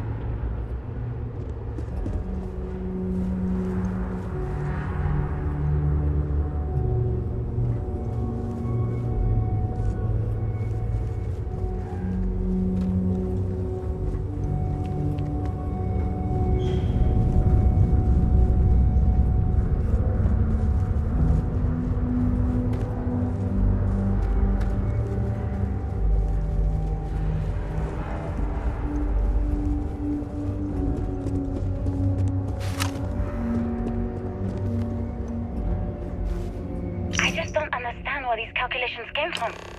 There's something wrong with the math? I think it's quite straightforward. That's not what I'm asking. We've had no success extracting even a sample of material from the object. No explanation for the gravitational effects, no motion graph to explain its harmonic frequencies. I can't even establish a melting point. Judith. But you've had me building these prototype colliders for months. And now you want me to pump helium-3 into it based on this equation you've written on a goddamn napkin?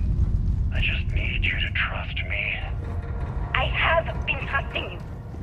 We keep slamming our heads against a brick wall, getting nothing. And you keep coming up with something new to try. Like, you know what's going to happen.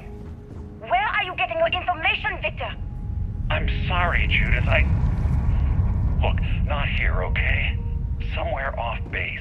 I'll tell you everything. But I'm They were not clearly lying, testing okay? space habitat viability in this area. We're going to discover It seems as if something they knew the important inevitable here. was on the horizon. I promise.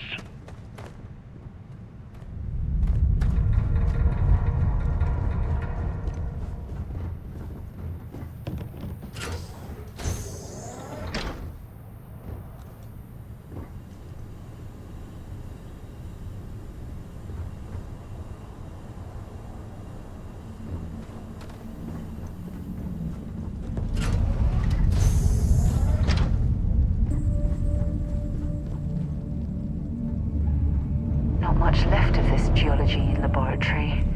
Ironically, the surrounding rock appears to have sealed the fate of this part of the facility.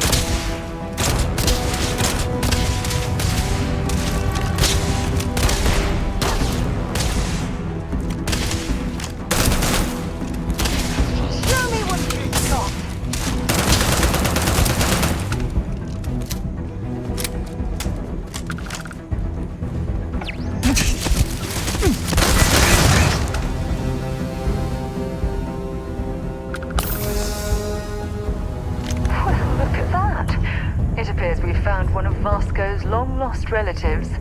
I'm sure he'll be thrilled to find out.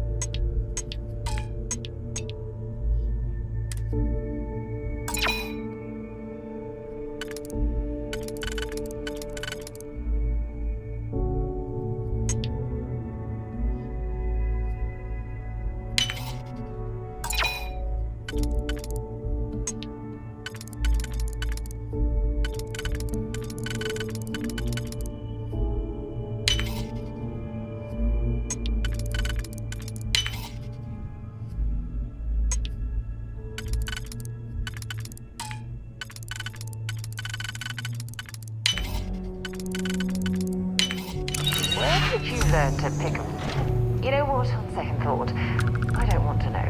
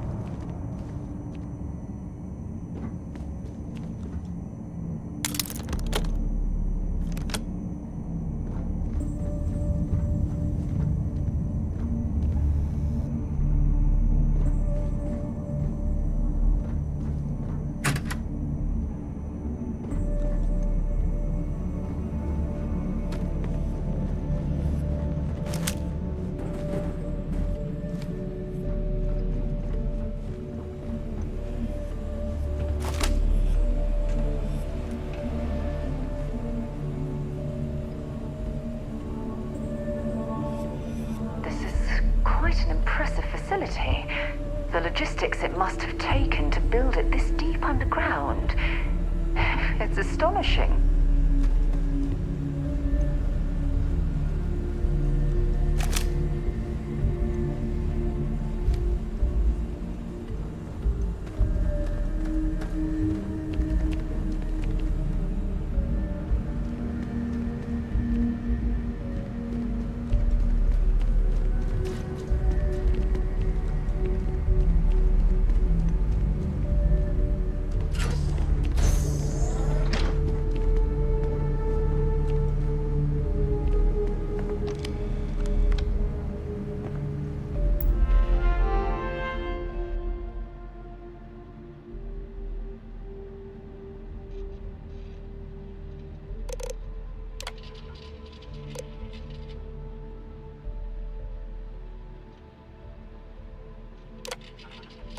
Project Log, Dr. Victor Isa.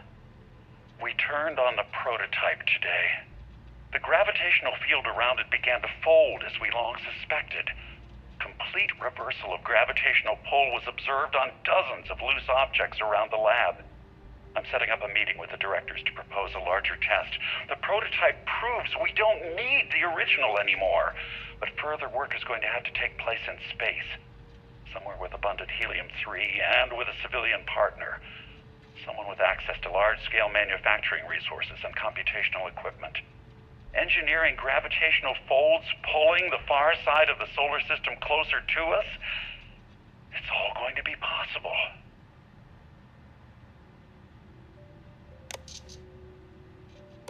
Project Log, Dr. Judith Tatian. I watched the gravjet tests from the moon today. It was the first time we were able to talk to the team at Nova Galactic directly.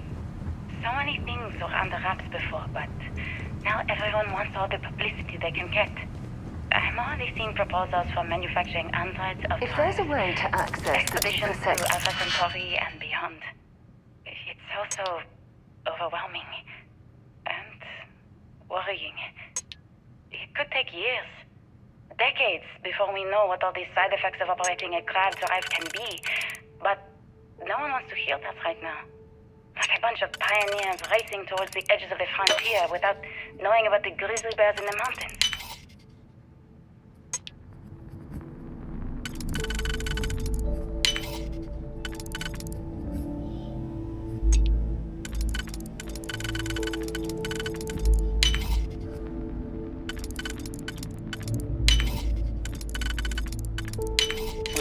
You definitely know your way around the lock.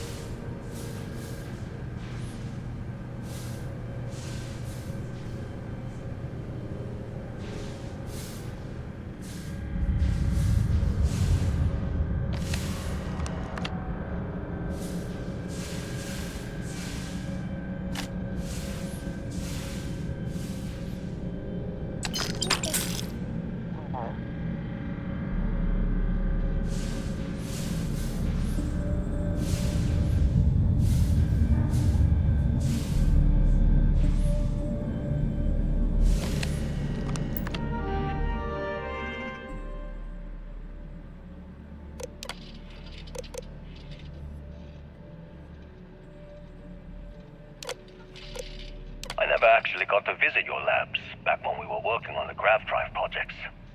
Seems like ancient history now. Only thing we're doing these days is launching weather satellites. Guess this is as good a retirement as any.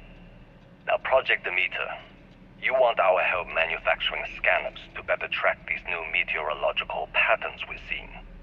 Our guess is that the poles might be naturally shifting, causing some gravitational fluctuations that are throwing off our old models. Why do you need the scanning tolerances to be so small? What are you trying to find? I just want to be sure. It's not like we're doing much these days anyway. The glory days are over. Why not give ourselves a challenge before they write us off in the history books?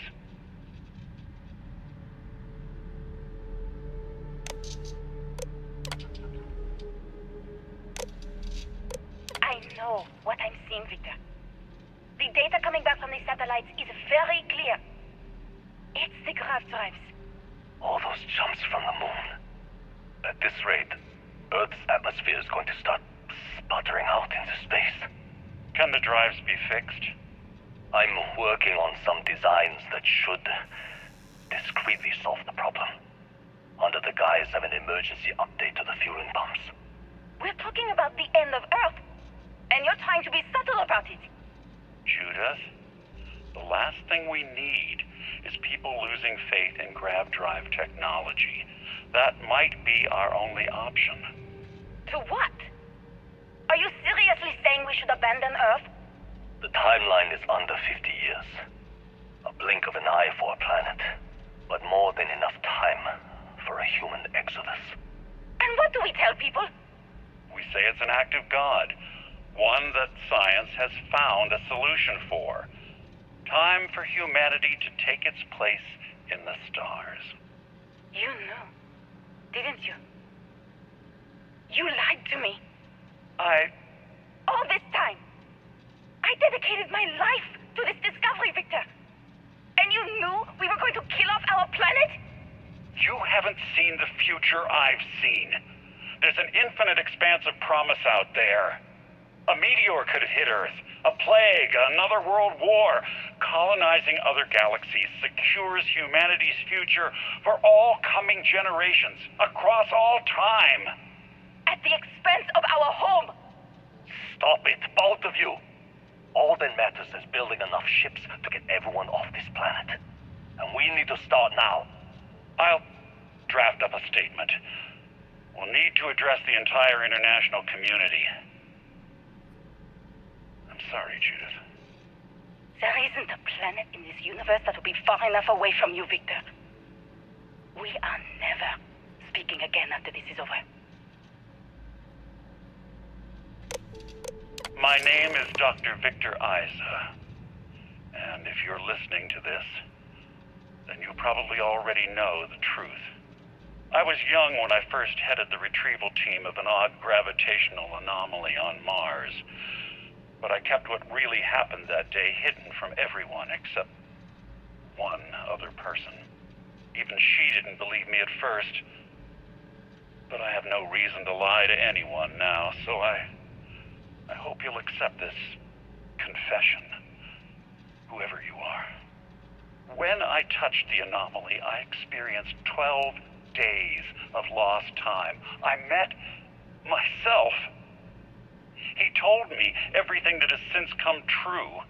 The grav drive equations, the tests on the moon, Earth's atmosphere sputtering away because of what we had done. But he also told me about a city thriving on a planet orbiting a distant star. Human culture, art, music, lifestyles evolving and shining brightly across all of space. What price would I be willing to pay for that future? Maybe you don't believe me. Maybe Judith was right and I'm just a coward who wants to believe his mistakes were justified. But everyone has forgotten about the real origins of the grav drive, this artifact from Mars. I hope you make better use of it than I did.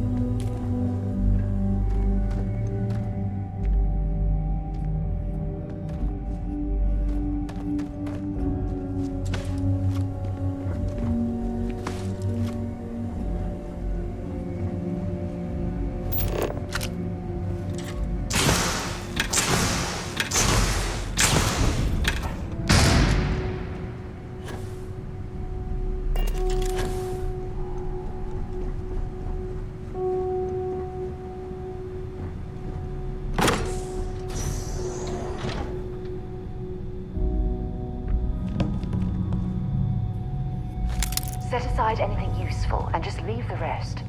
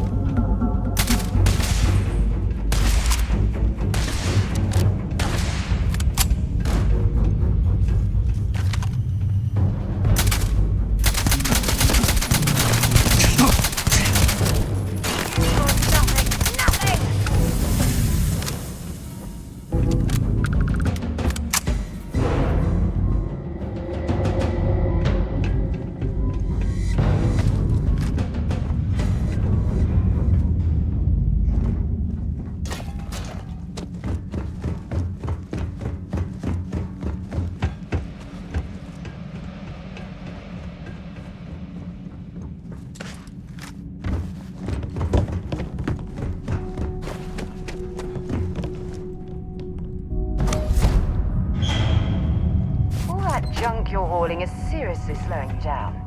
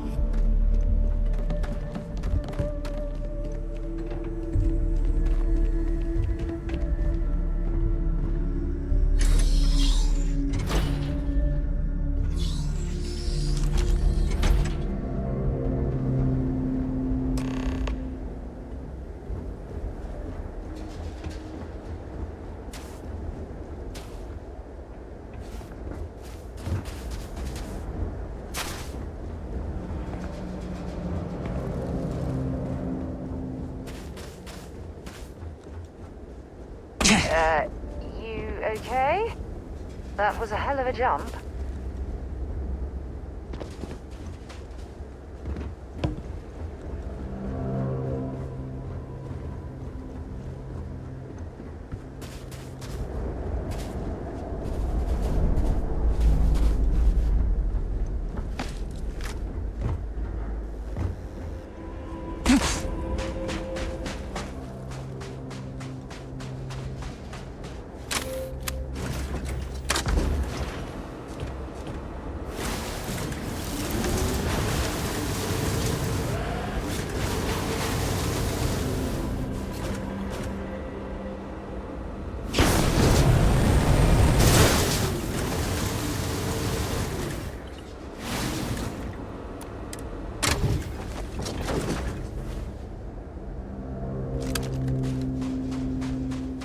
You understand now why I asked you to come here? The artifacts unlock the secret of interstellar travel. At the cost of Earth. An easy trade, honestly. Why have one world when you can have all the settled systems?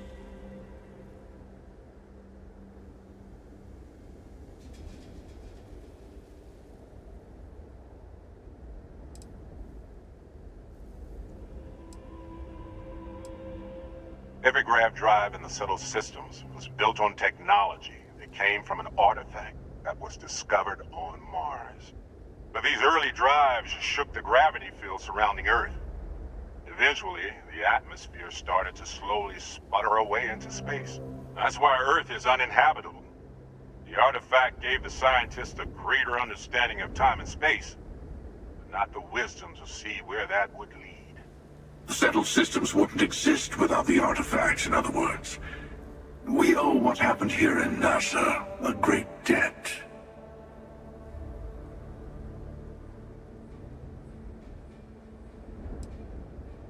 You'd dismiss the loss of our home world, our culture, our history, just like that. What's happened to you? Don't you see? The power of the artifacts forced humanity to the stars. They didn't get to make a choice. How many would have chosen Earth? And what gave Victor Isa the right to choose for them? You see the hypocrisy in what the emissary is saying, right? They don't want to rob people of their free will, but then they steal the artifacts for themselves. In the wrong hands, the power of the artifacts can make anyone a tyrant. That's why we watch over them. The only thing you're watching out for is yourself.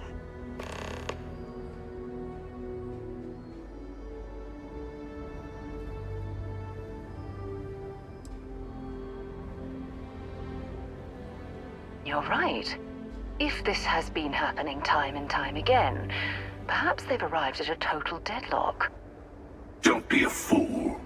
The emissary and I may have our differences, but you do not want to give us a common enemy. For once, he's right. Don't do this. We can collect the final pieces together.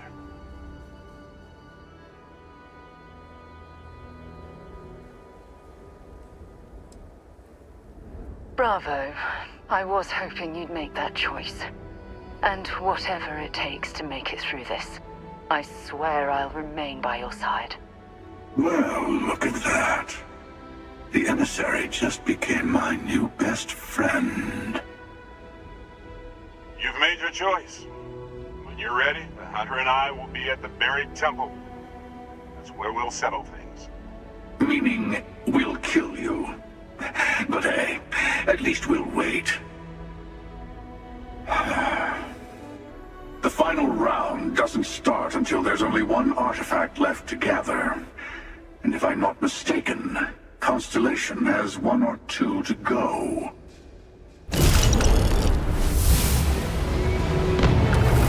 I have something I'd like to discuss.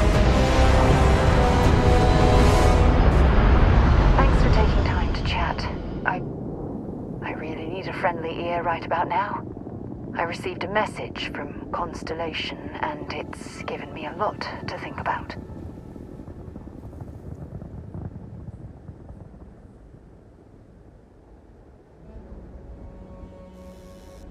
No, it's nothing like that. It's just a list of requests. Things I would normally handle if I was there. But I'm not. I'm out here instead with you.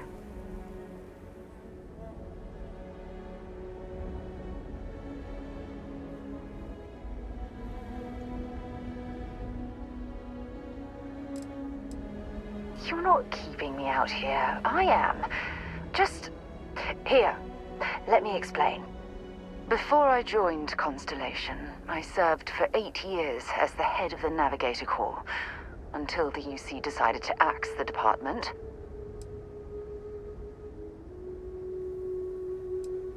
Yeah, I suppose painful is an appropriate way to put it. You see, the top brass demanded press-worthy discoveries to justify the spending, and money was tight after the war. Shutdown was inevitable. At the end of the day, I was in charge, so the blame obviously fell on my shoulders.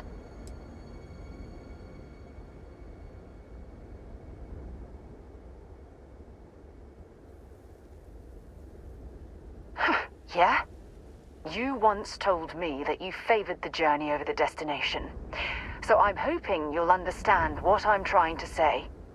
I failed, because I was more concerned about exploring the stars than pushing a pencil. Because of my lack of foresight, all I ended up with was a shattered division and a bunch of excuses.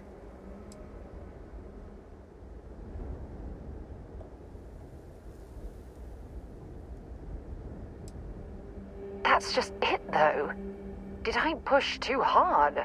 Did they shut us down because I wasn't quietly sitting at my desk approving meaningless memos? We'll never know.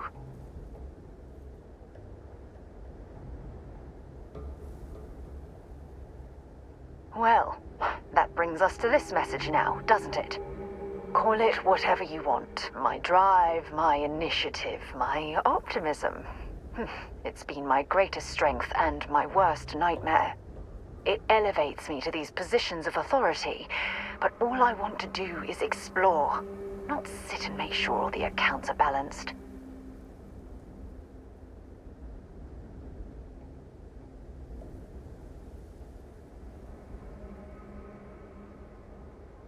Yes, exactly.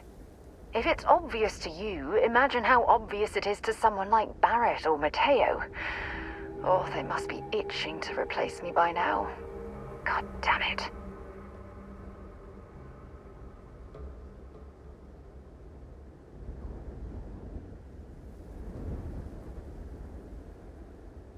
Oh my God. I'm so sorry. Oh, here you are trying to help me and I'm yelling at you. You have to understand.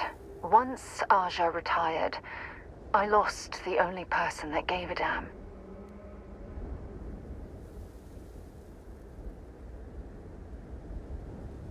Of course you do.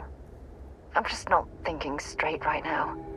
Phew, this has taken a lot out of me, so maybe we should just leave things right here.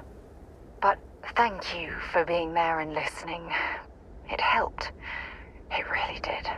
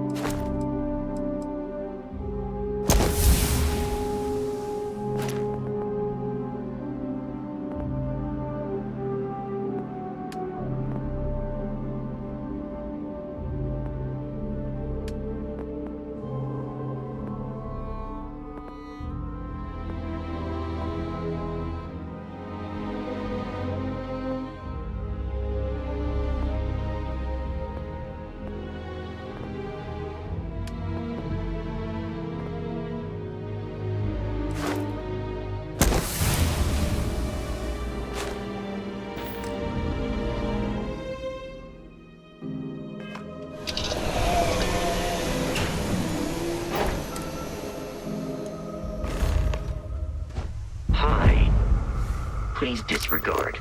I attempted an informal greeting, but I am dissatisfied with the results.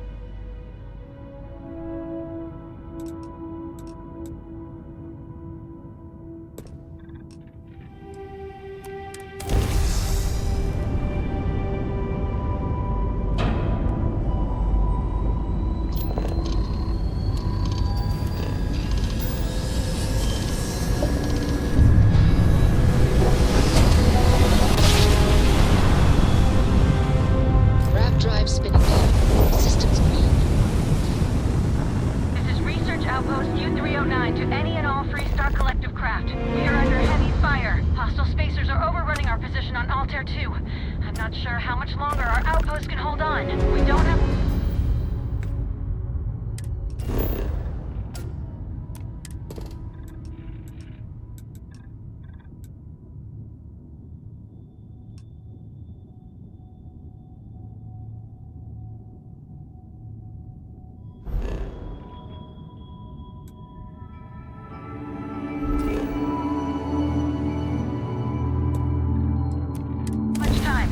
Private Mahoney out.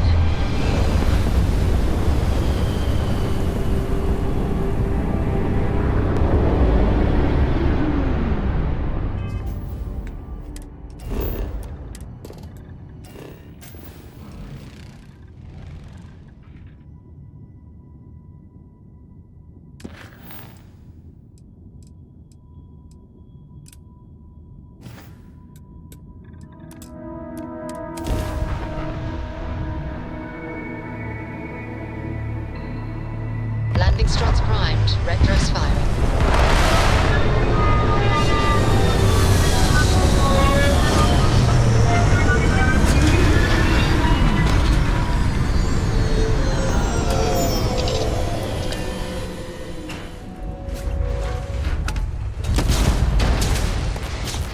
Take him down.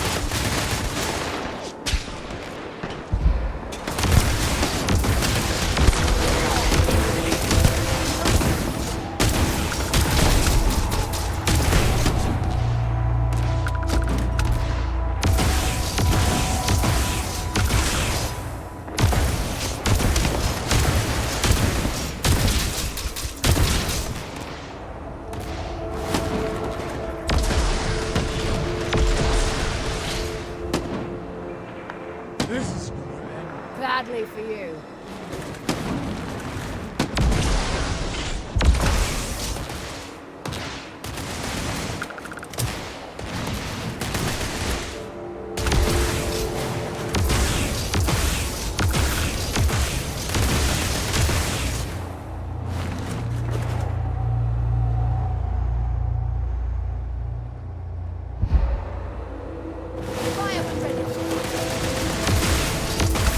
Come on, quit playing games.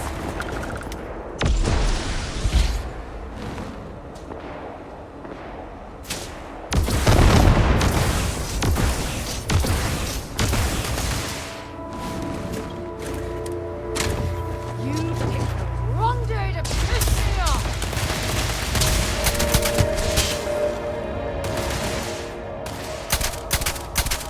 Didn't even work with sweat. Might as well take what we can.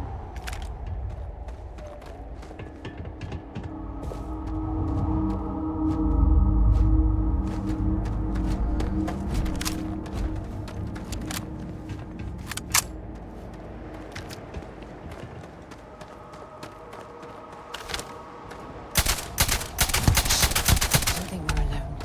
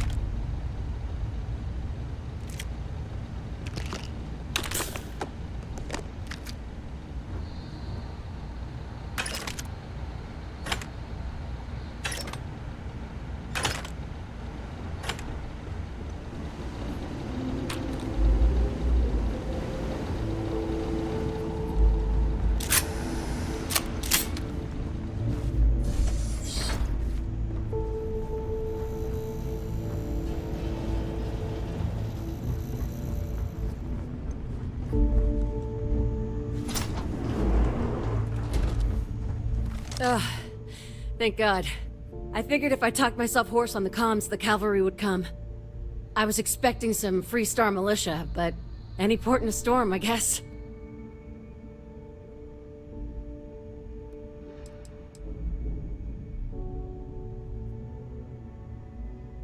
You are a sight for sore eyes. Before Spacers broke into the outpost, I was relaying orders for Lieutenant Torres. Torres ain't bad as far as COs go, but we'd have been flat out murdered if it weren't for the... and I can't believe I'm saying this... the UC Marines. So, and this is important. You see a Marine, don't shoot. They're friendlies. I never thought I'd live to see the day where the UC and the FC work hand in hand. Times really do change. Roger. So first things first, the makeshift infirmary isn't gonna hold. They set up on the ground floor in the security section. The whole place is on lockdown, so you'll have to find a way there. Talk to, Lazama. He's the only thing between them and... well, you get the picture. Here's hoping it's not just me still standing. Be safe, be bold. A dead soldier ain't no help to no one.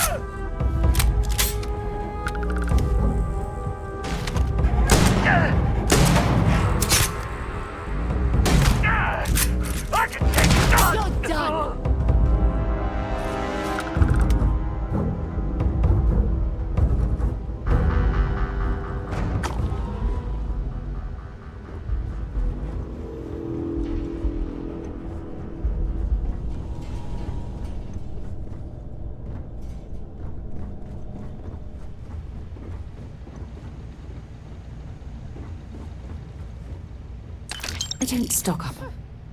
Cowards.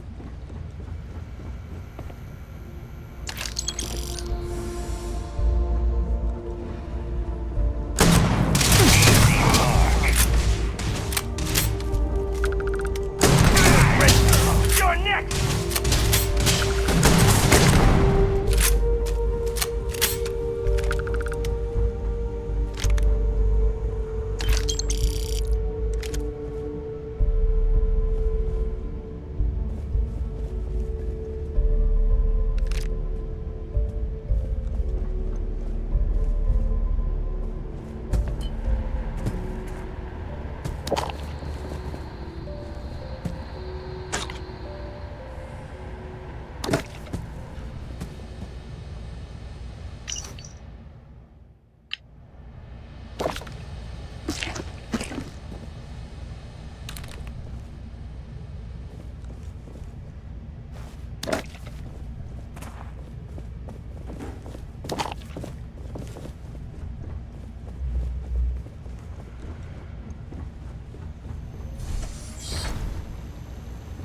This is it.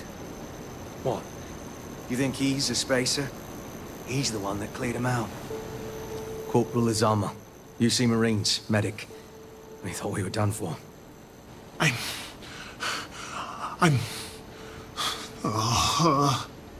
And meet the esteemed doctor. Musa, right? It's his party we're crashing. Mahoney's a machine. She's wasted on this rock. And this... what the heck are you guys doing here anyway? Doctor. Doctor! Yes. Yes. Astrobiology. We study non-Terran life forms in the settled systems. We, seek to understand the various flora and fauna and search for practical uses.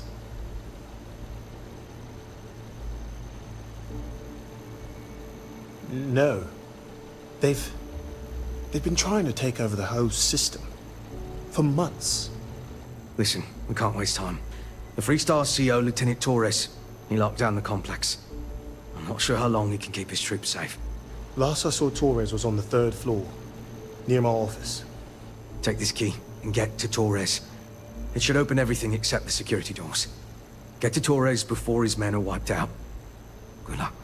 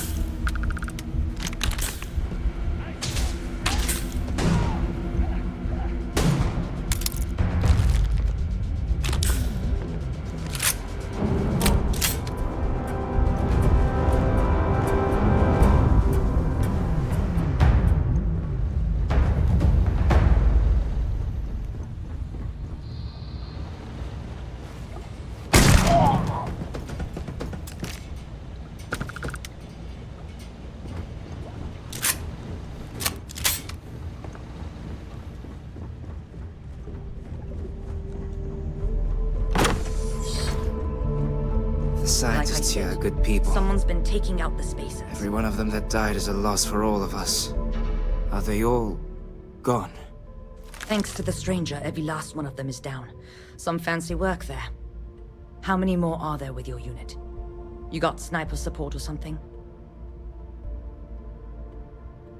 Holy shit. The two of you did all of that. All in a day's work. We have to help Captain Myung. She's behind the barrier door. But she's not Freestar, Lieutenant. Our first priority is our men and our scientists. She came in to save us, Sergeant, when no one else would. I will not leave her out to dry.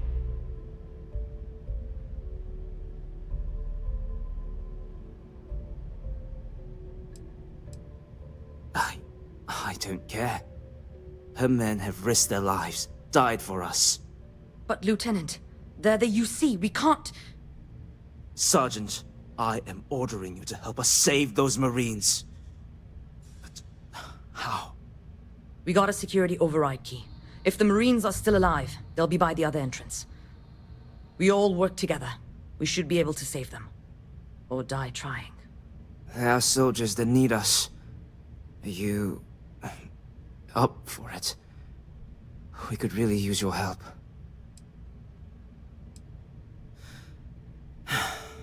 And let's do this. Here's the security key. You take point. The captain's down one floor.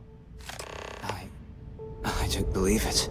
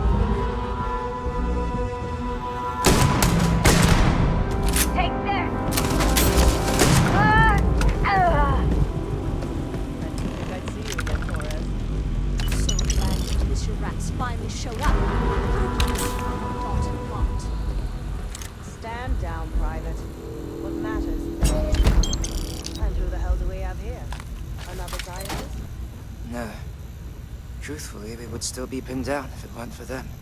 Well, I'll be.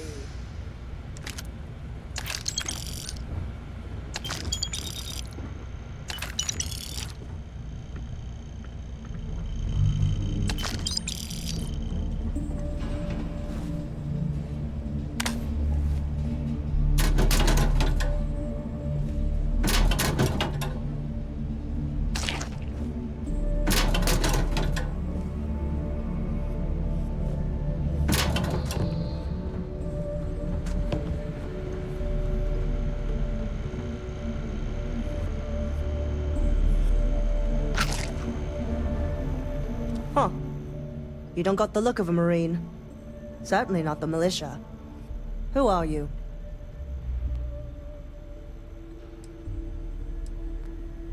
What, the explorers? I didn't know you guys packed such a punch. Captain Myung, UC Marines. Veteran of the Colony Wars, the Shield of Parduk Pass. Best damn Marine in the service. And that loudmouth is Private Psy. If she wasn't such a hell of a soldier, she'd be polishing latrines for the next decade. You've saved lives here, and that is something I won't forget. Captain Myung. You're a legend. I heard about you when I was working with the United Colonies. And you're here. My reputation precedes me, eh? I've always wanted to say that. I'm in the business of saving civilian lives. I figure this research outpost qualifies. If Mast found out, there could be a court-martial. The captain and all her Marines. Oh, we'd all be dead if it weren't for them. You lot may be Freestar, but you're ground pounders first. I wasn't about to let you all die ignobly to those rabid spacer bastards.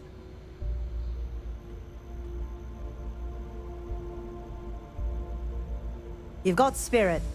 That's what we need right now. We've bought ourselves an old-fashioned stay of execution here, but it won't last long.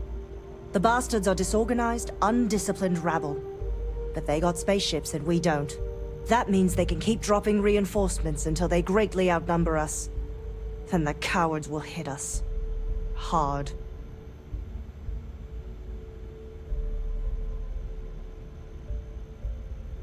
Give me a few years and I'd make you a Marine to be feared. I have a more immediate problem, Captain. I have troops and civilians in the field. If we don't act, the Spacers could take them out. I can't abandon them.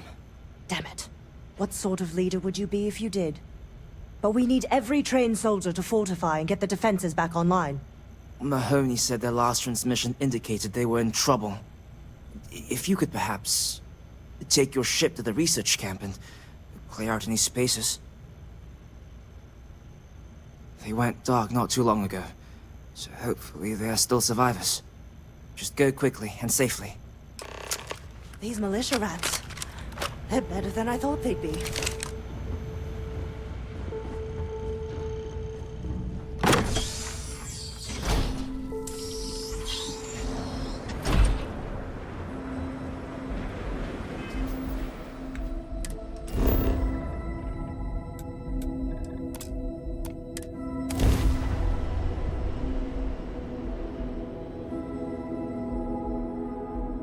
Oh, it's nice to finally be off our ship.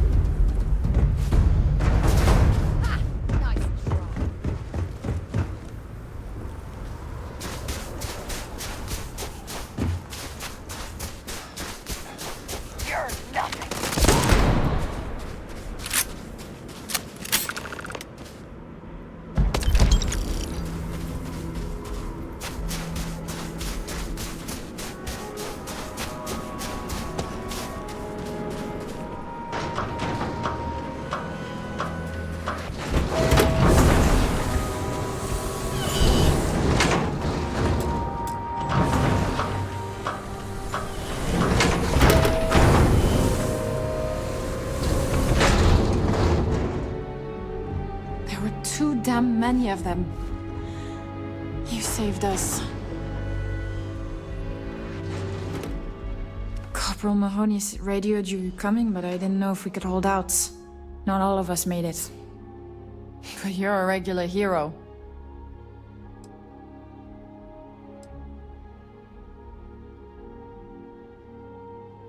Spacers dropped in some of their goons not too long ago. I managed to get most of us to the shelter. Anytime they approached the shelter, we managed to repulse them, but time wasn't in our favor. Then you showed up, thank God.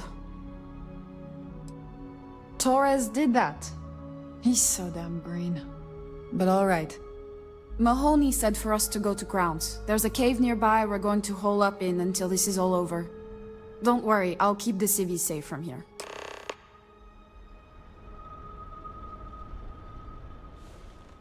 Tell Torres, thank you. Thank you.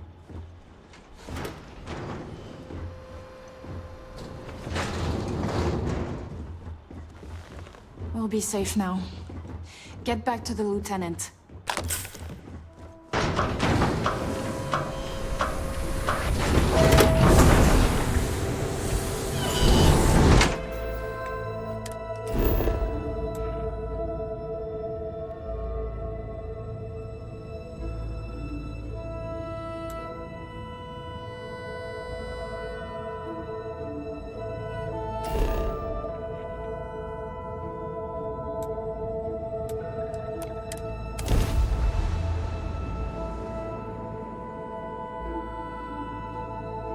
I'll keep an eye out for hostile life forms.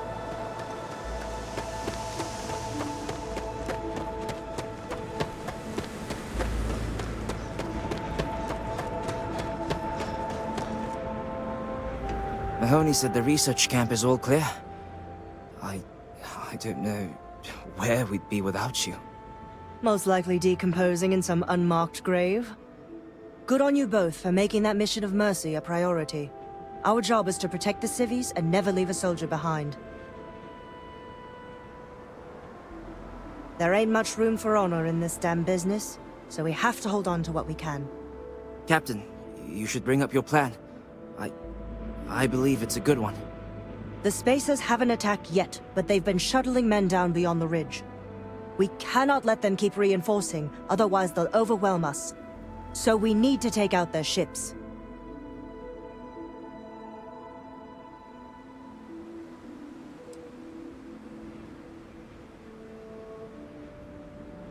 Ain't that the truth?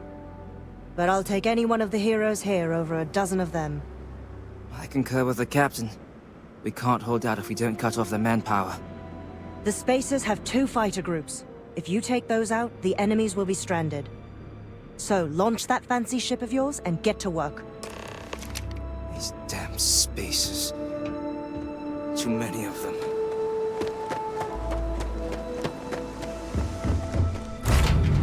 I have things for you.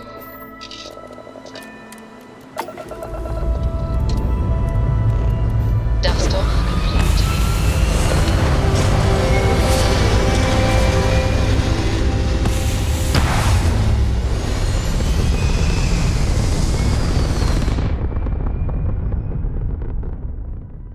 Aim point reached. Orbit stable.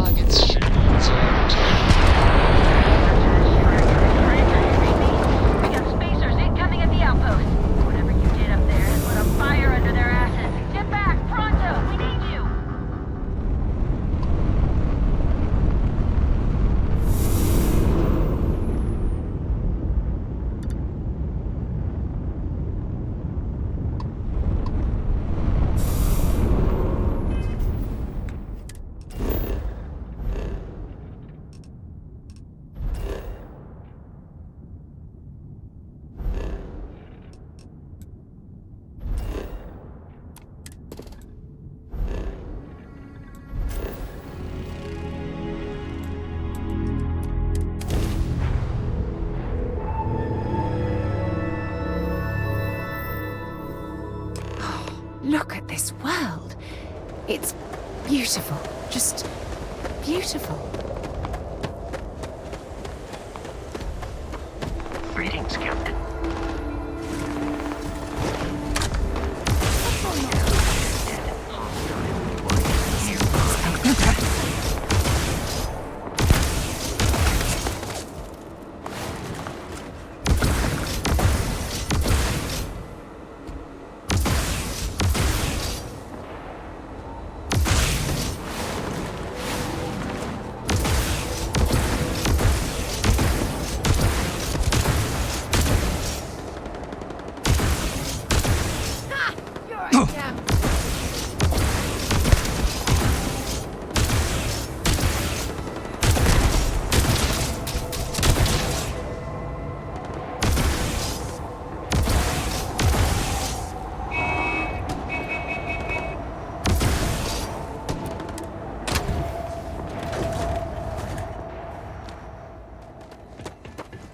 Running away, eh?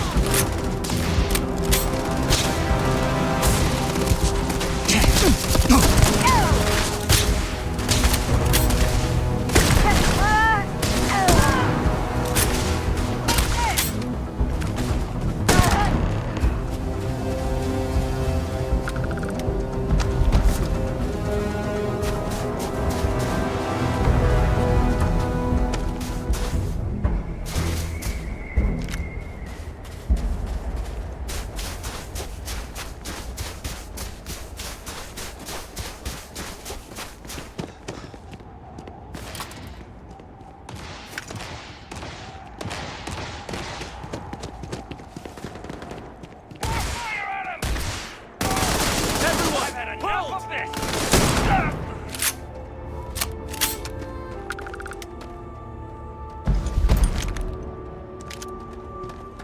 We've lost so many people. So many people. That's the price of command, Torres. Every decision leads to blood. You can drive yourself crazy with counterfactuals. Focus on the good you did. We did, here.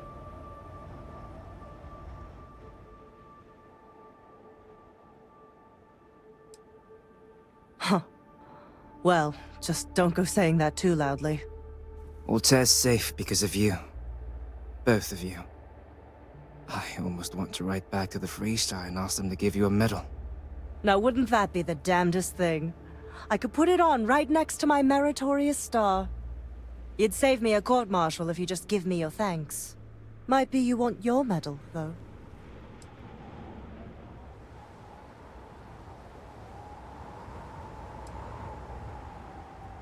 I know exactly how you feel. I'm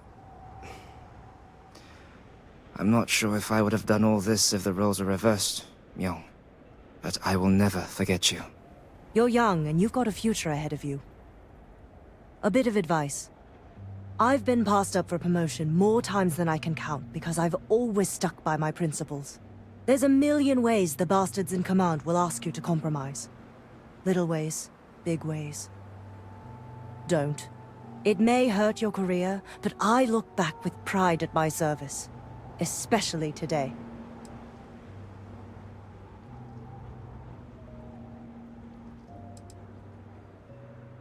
You see? I sincerely hope I never see you across the lines on the battlefield, Captain. If you do, Lieutenant, I will do my duty. Not if I do my duty first. Soldiers, it's time to get out of the Freestar's hair.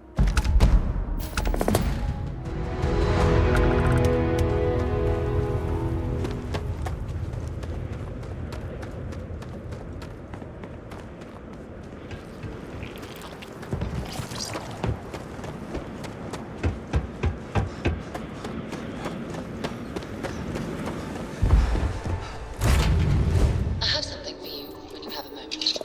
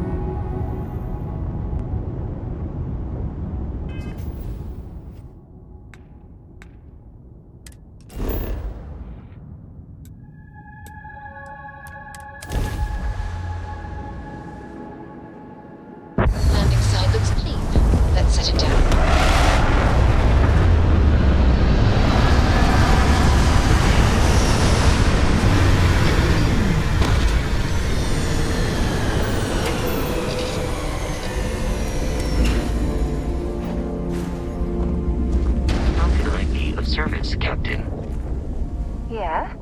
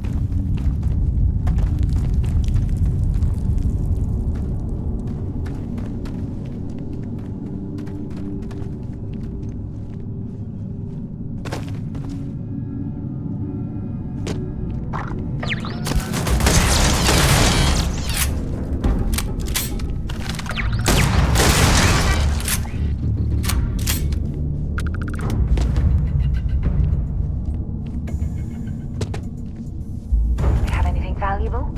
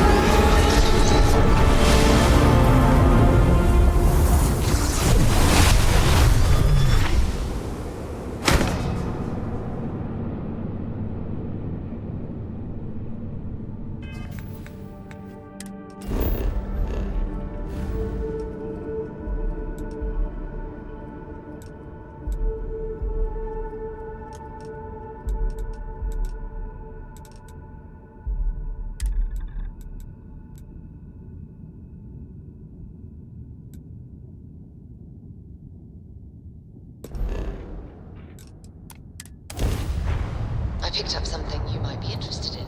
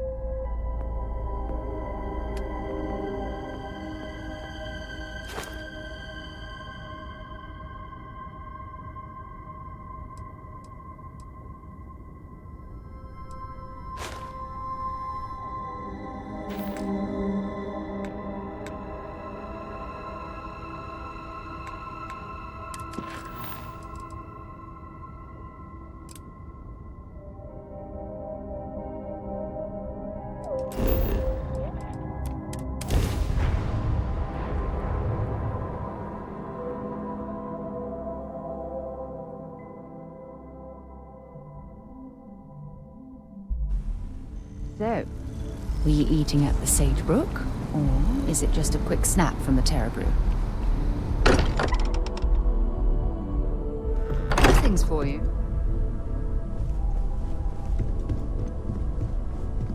Constellation is no stranger to loss.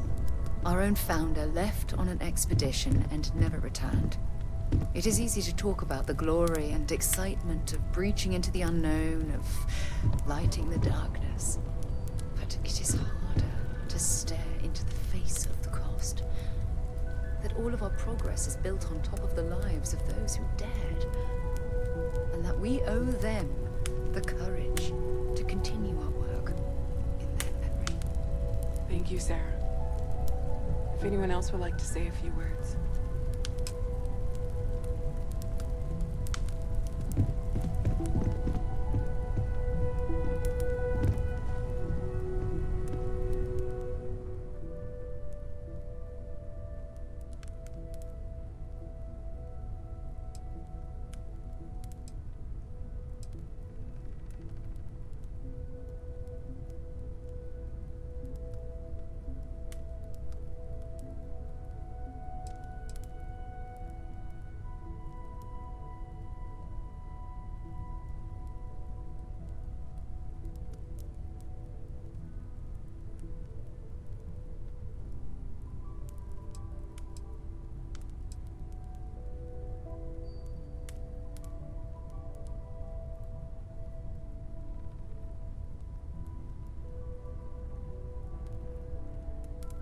Thank you.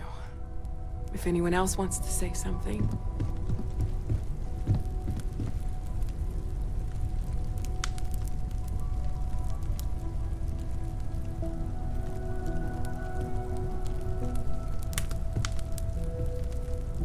I thought maybe I would come up with something to say, but I've got nothing. So, instead, I thought I would quote something that gave me comfort a long time ago. Is God real? The more proper question would be, is reality divine? Existence itself is a mystery which yearns to be uncovered. What is goodness but a comparison to the good? What is existence but a participation in being? For where the diversity of the universe inspires awe and wonder, it exists only in contrast to a simplicity so pure that it may only be understood as primordial and even divine. Our essence is what was imagined by its mind, but what we consider imagining and what we consider mind are in fact so far beyond our understanding that even these metaphors are like the tiny whitecaps on a massive surging sea. There's more, but those are the parts that speak to me the most. Thank you. That was really thoughtful, Mateo. Thank you. Does anyone else want to say anything?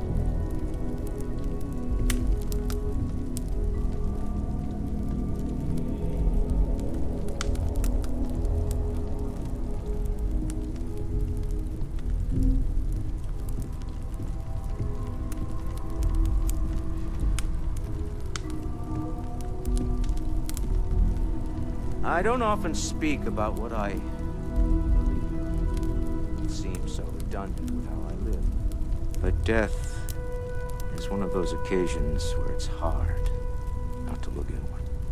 Our friend is gone. There's no afterlife, no second meetings, no God in heaven that is curating a perfect ending. So it's up to us. We are what lives on. The pain of loss inspires us to greater action, then that is the good that comes from it.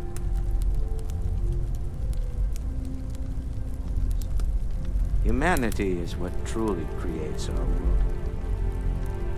We are the ones that judge things to be good or evil, joyful or mournful.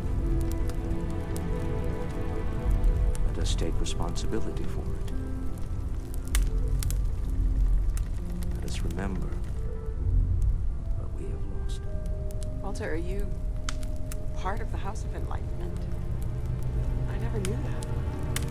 Yes, well, I like to keep some things private. However, I know Barrett would have appreciated the same.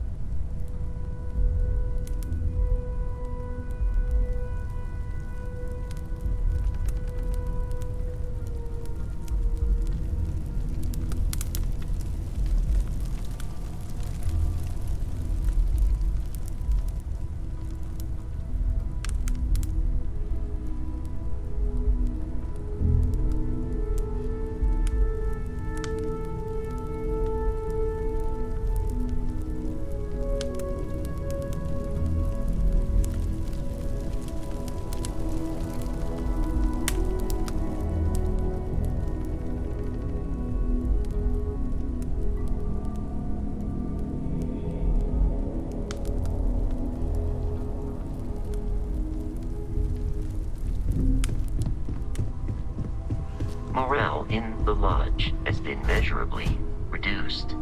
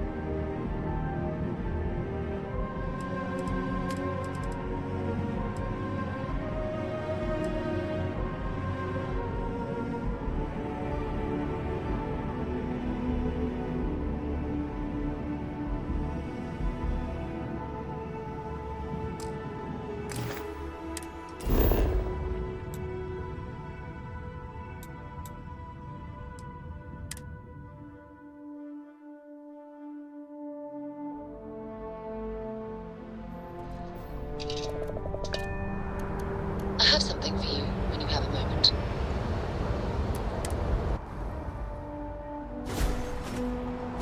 Hello, Captain.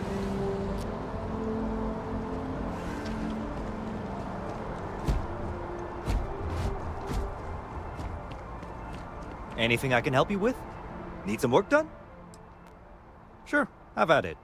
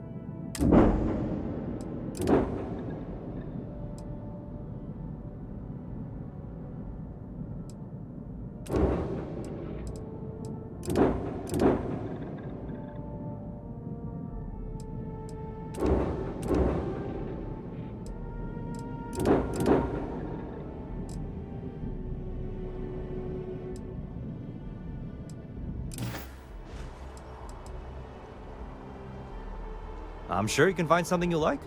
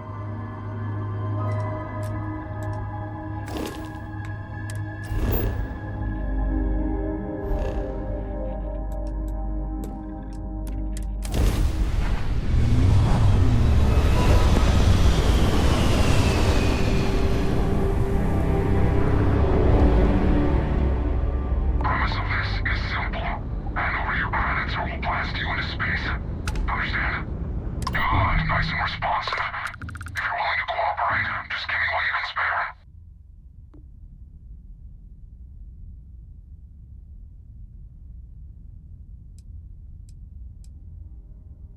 That's a shame. Well, here's your plan to do. Sorry. Don't let it go.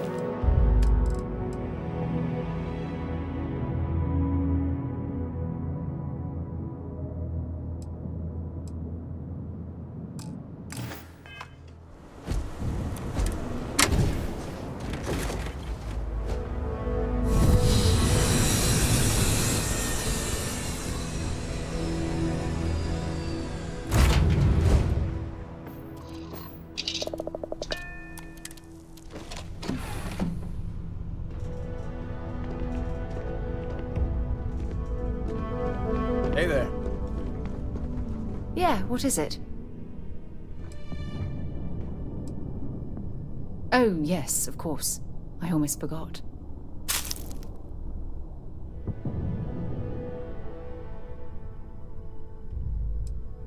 Always. Point the way and we'll be off.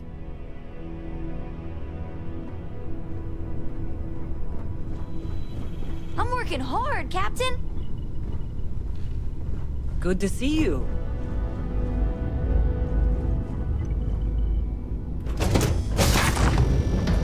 There's a non-zero chance that this planet thrived with life. Amazing. amazing, isn't it?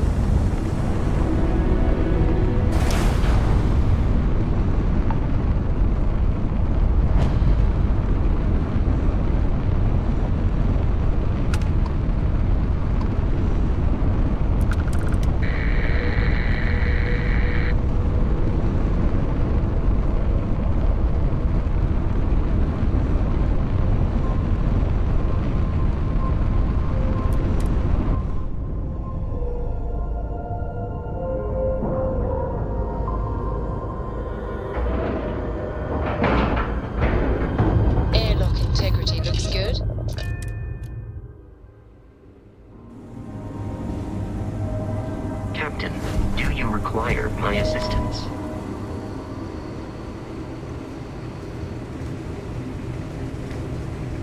This place has been picked clean. I doubt we'll find much worth using around here.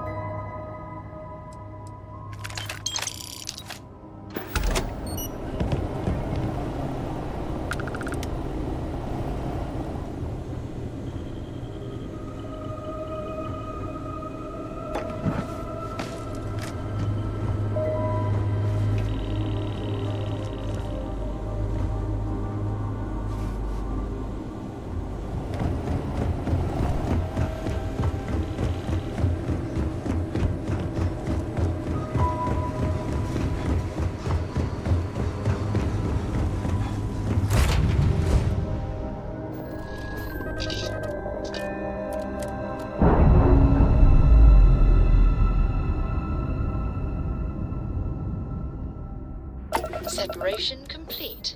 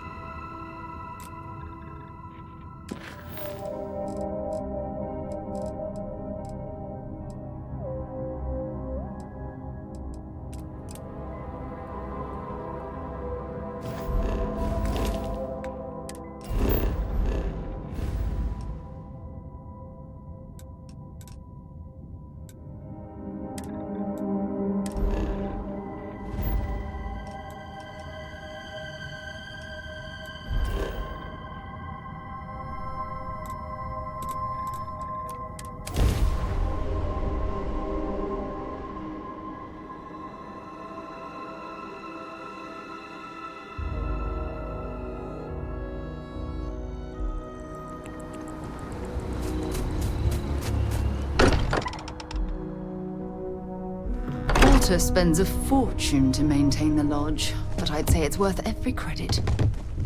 Bet you never expected to end up involved in Still something need to like lift this. another set today. Been dragging. Shoulder stiff.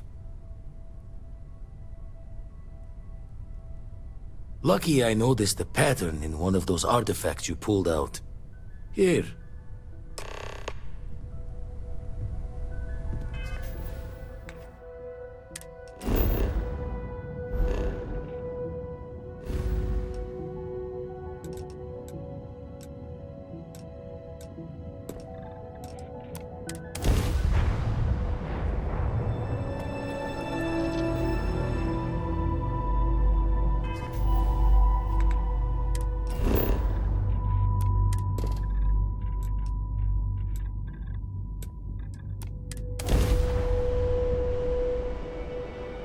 Touching down.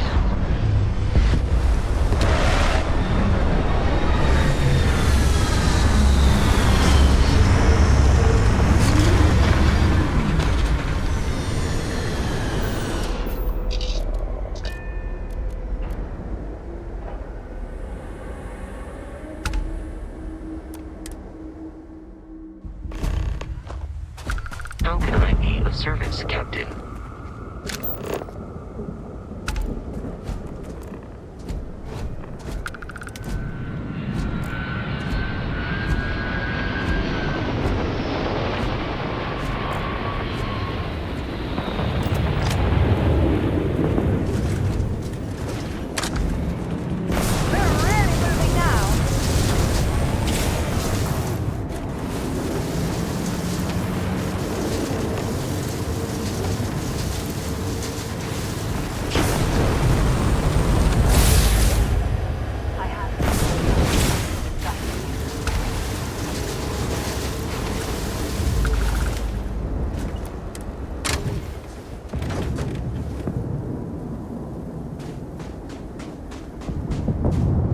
I have an important personal decision to make, but I need to discuss something with you first. Phew, thank you. So, where to start? Before I was with the Navigator Corps, I was career military, part of the United Colonies Navy. When the Colony War broke out, I was posted as the chief navigator on a warship, the Dauntless. Well, the position didn't last long. There was a particularly bloody battle. We were fighting over a world in the Eta Cassiopeia system. Worst fighting I'd ever seen. We lost 12 ships that day. 12. Including my own. No. This is important. I need to tell you this. The ship was barely intact. The captain and first mate died the previous day, which put me in command. A shrewd captain would have called for the crew to abandon ship. But I was so angry. I wanted to stay. I needed to fight.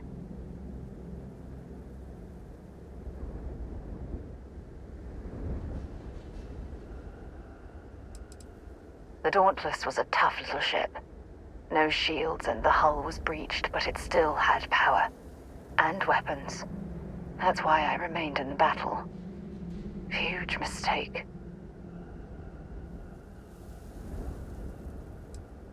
Well, I didn't have the luxury of indecision. I had to act. We fought for hours, but the damage was fatal. I gave the order to abandon ship and the crew piled into the escape shuttle.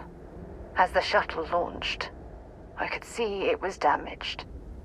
I heard screams before the radio cut. The last thing I saw, they were spiraling helplessly towards the planet's surface. There was nothing I could do.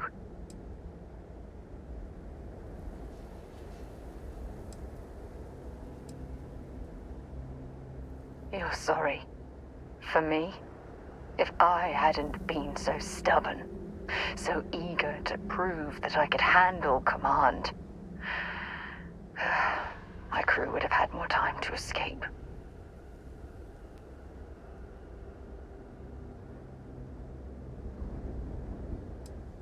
Yes, they expected to serve on the best ships with the best captains. The crew of the Dauntless had to settle for me. When the dust settled, the United Colonies gave me a medal. Can you believe that? A damn medal. I never even had a chance to find the shuttle wreckage and give my crew a proper burial.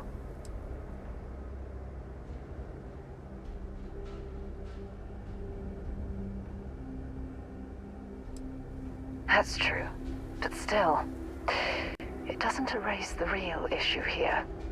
Remember when you said no one but me would have pushed harder to keep the Navigator Corps going? Well, This time, pushing too hard cost lives. Don't you get it? Everything I do, everything I touch, somehow falls apart. That's why I'm worried about us.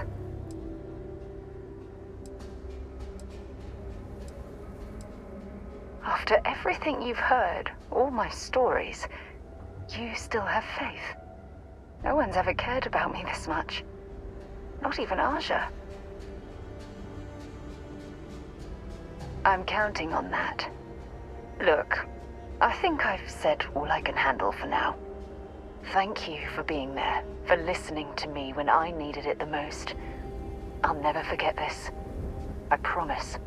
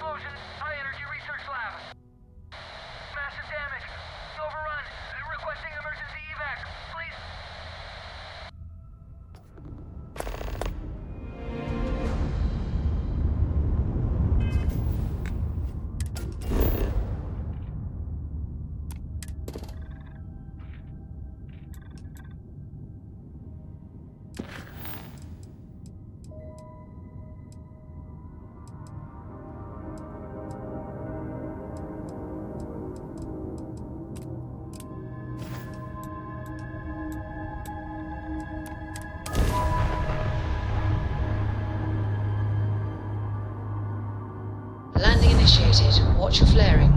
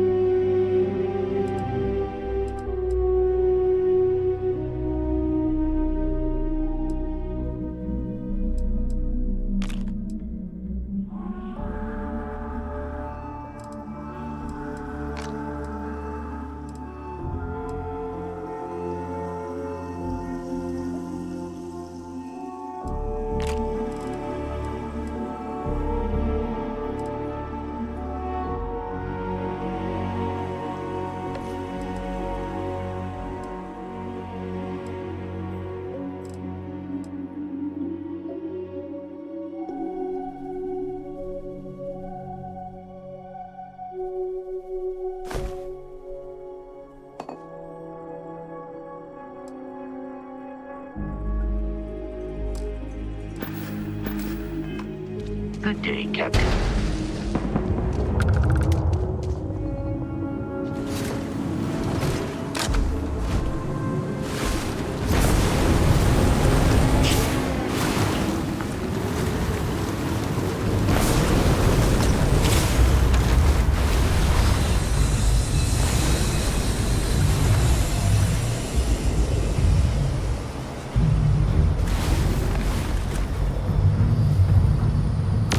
Worked up for nothing.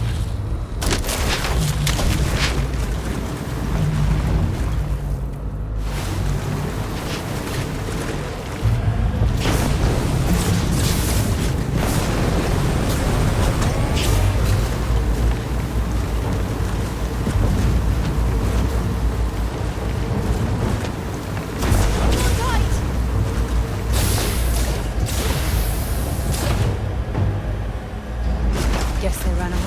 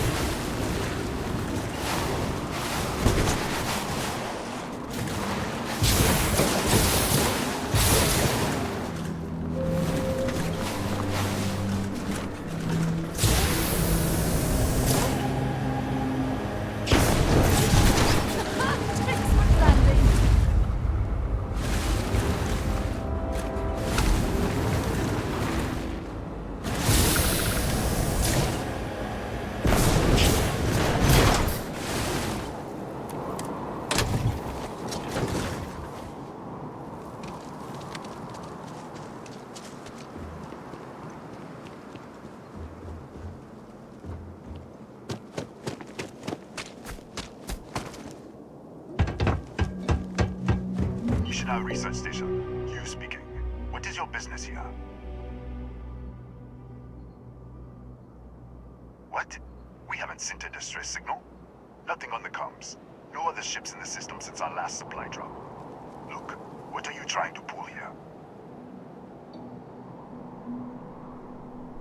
Really? The High Energy Research Lab? Alright. I don't know what's going on here, but you should talk with the director. For security, I'm going to have to ask your friend to wait out there. Once inside, stay with me and don't make any sudden moves. I'll get the door. Welcome to Nishina. I'll watch things from out here, and you go do what you need to do. Just be careful.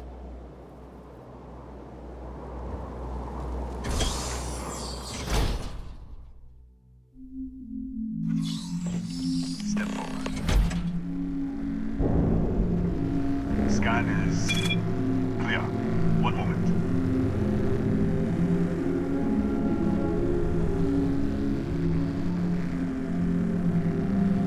Attention all. I am declaring Oconia. All sections are now on lockdown. Senior staff, protocol Delta. There. Be right with you.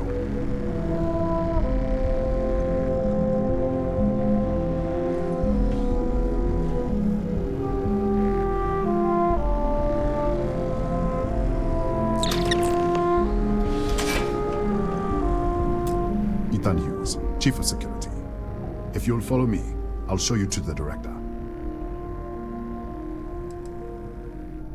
We're a small research station in the middle of nowhere.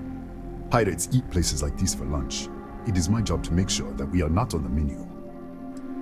Kaya Patel, our administrator and research director. 28 years in quantum particle physics, or so I'm told. It's beyond me. We'll take the back way up.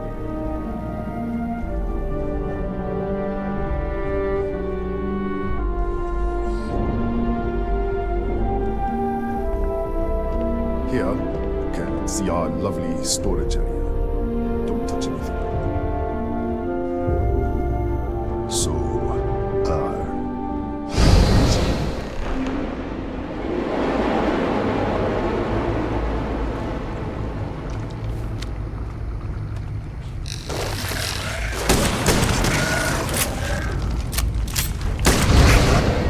what the? Easy! Easy! What the hell was that? 1 minute, you're following me, and then you're just gone. Minute later, you pop in out of nowhere looking like you were in the middle of a fight. But there's nothing here. I should have never let you inside. What is this? Some kind of stealth tick? Who are you working for?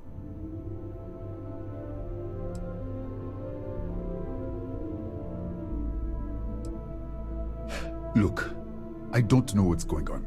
Let's get you to the director. Maybe she can figure this out. Come on, this way.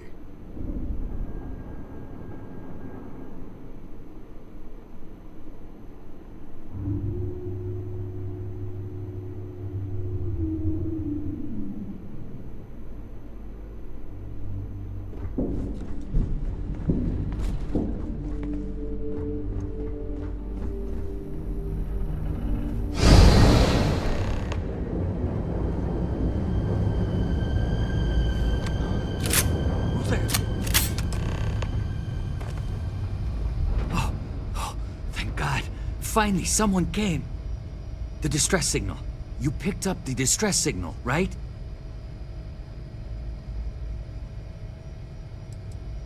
Yeah, I know. I wouldn't have made it much longer. It's been so long. I'm out of food, out of water. But I made it. Wait. How did you get in here? Hughes? Ethan Hughes? But he's dead. No. This doesn't make any sense. Unless the accident. Maybe this is a side effect of the accident. If the probe is still feeding power to the distortion, then...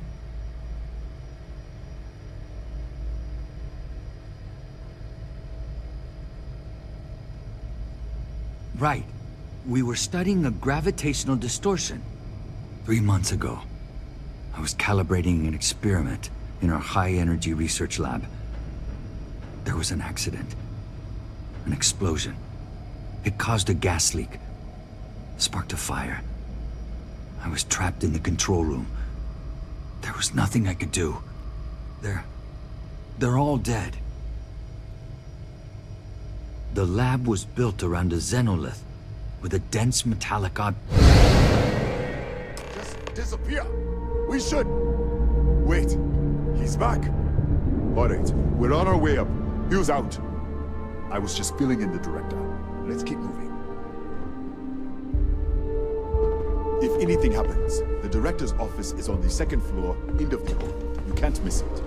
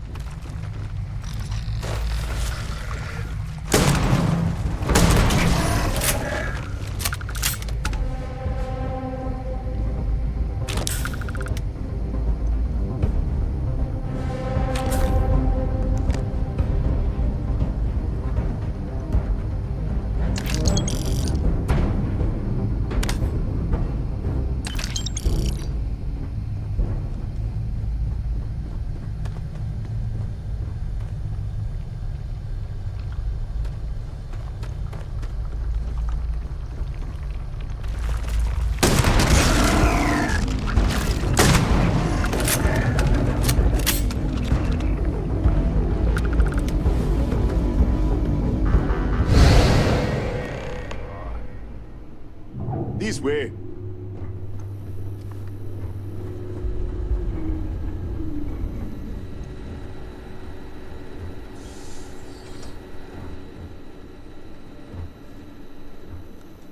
Director.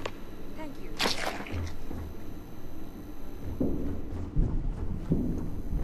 Come in. Kaya Patel, Research Director. And this is our Chief Scientist, Maria Hughes. Ethan said you disappeared right in front of him. Twice now? 3 times? Director, you can't be taking this seriously. Look, I don't know who you are or what you're doing here, but there has to be a rational explanation for all of this.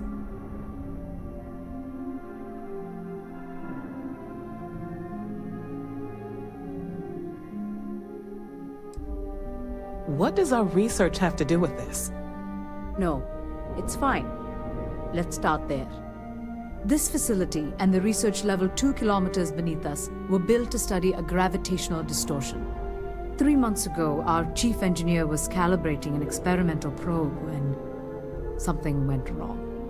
We still don't know what happened. There was a series of explosions, and somehow it's still running. That would make sense.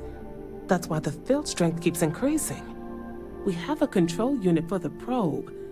After the accident, I tried to use it to shut down the system, but the kill switch isn't responding. We could shut it off manually, but the entire research level is locked down. We can't even get down there.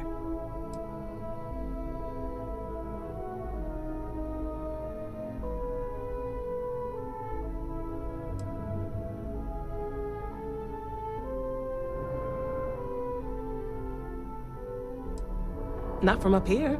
The explosion fried the network circuits. Without physical access to the research level, there is little we can do. We have been working in makeshift labs for months.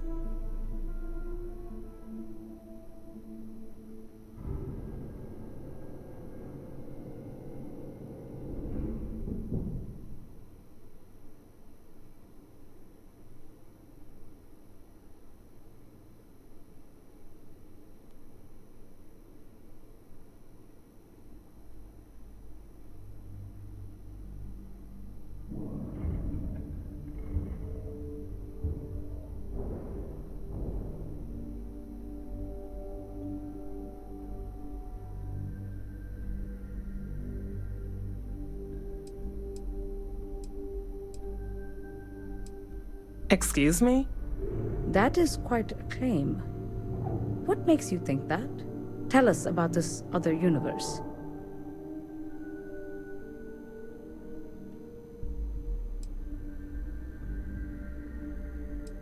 Raphael. Raphael died in the accident. He... Wait, burned out? The leak. Director, there was a hydrogen leak right after the accident. It was contained in a minute or two. But if it hadn't been, it could well have caused an explosion. Another universe, though. That's a lot to swallow.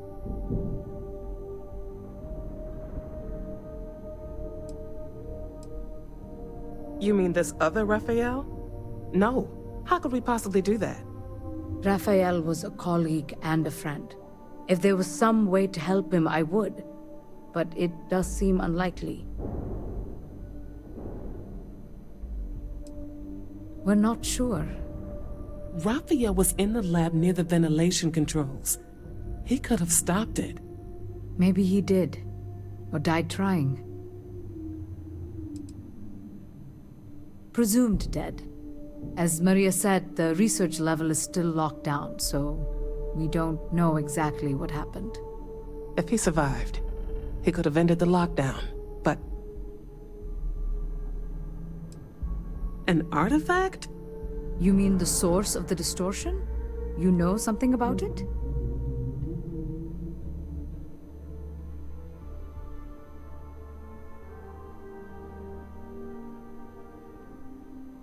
Really? That's all you're gonna say? No, fair enough. You have a prior connection with them then. Maybe that's why this is only affecting you.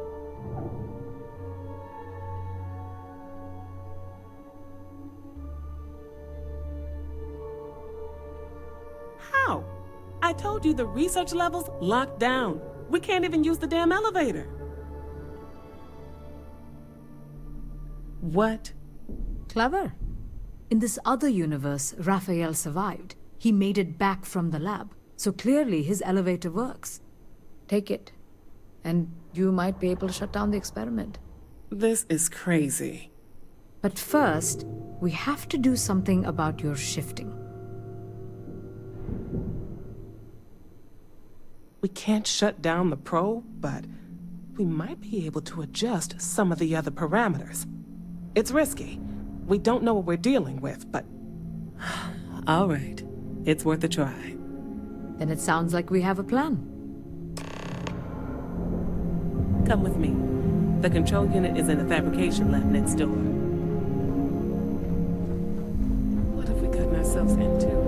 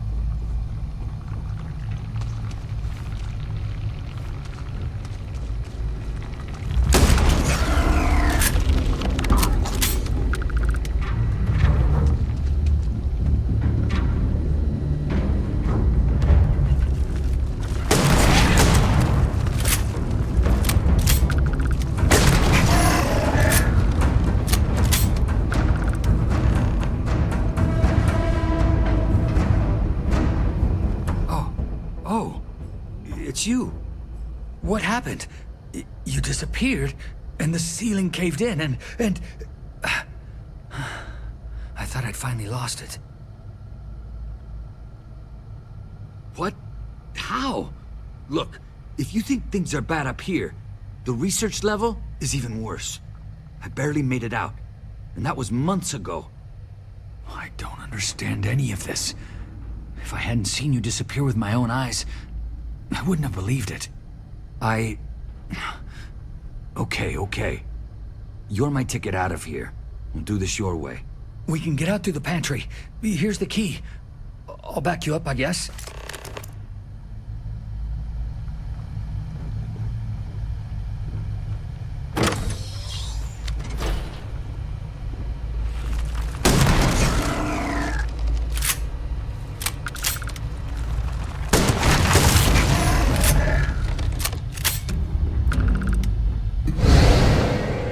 What the? You? How did you go? Everybody out! For it! Out of my way!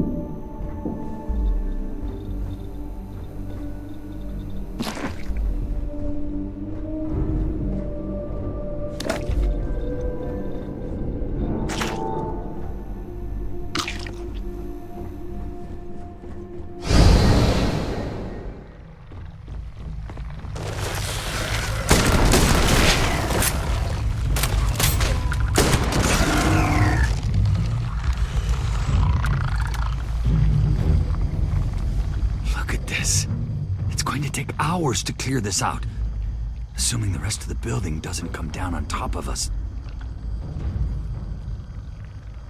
How should I know? You're the one who keeps winking in and out of existence. I just want to get out of here. Go do whatever you're going to do. I'll see if I can clear a path to the door. I'm not sure. It might stop whatever's happening to you. It's a reasonable theory, I guess. I was in the lab, working on the frequency calibration for the probe. I was walking out of the control room when it happened. I heard the tanks rupture. The alarm sound. I only had a second to react.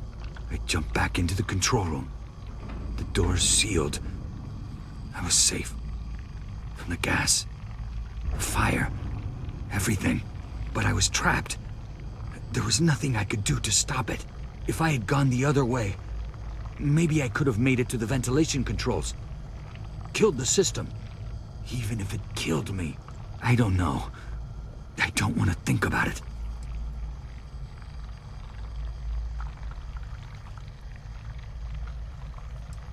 They're a native species. We had an electric pulse field to keep them out. The fire took out the generators, damaged the foundation. They just keep coming.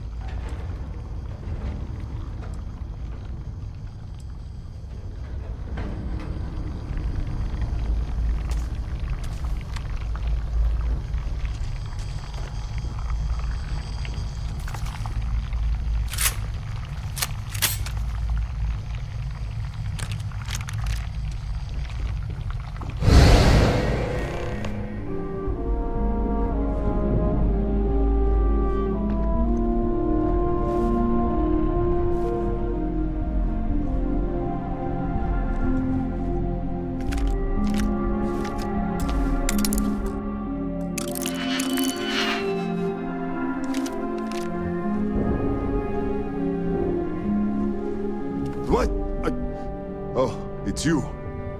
You realize you just poked into my locked office. So much for security protocols. Sure. Down the hall. Take the stairs next to the atrium. Yeah, let me get the doors for you. And done. Is there anything else you need?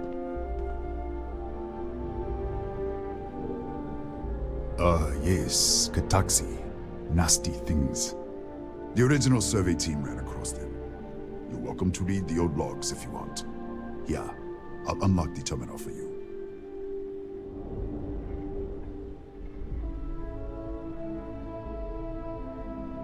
The Kataxi in the other universe. Wow. I've got an experimental thing one of the engineers put together. But...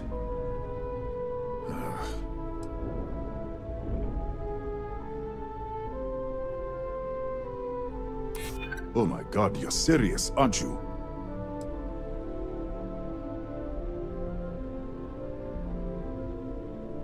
I'm trying to be reasonable here.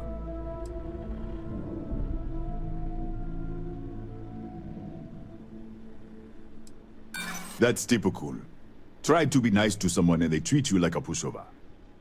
Sorry, I have to keep it on hand, just in case. You understand?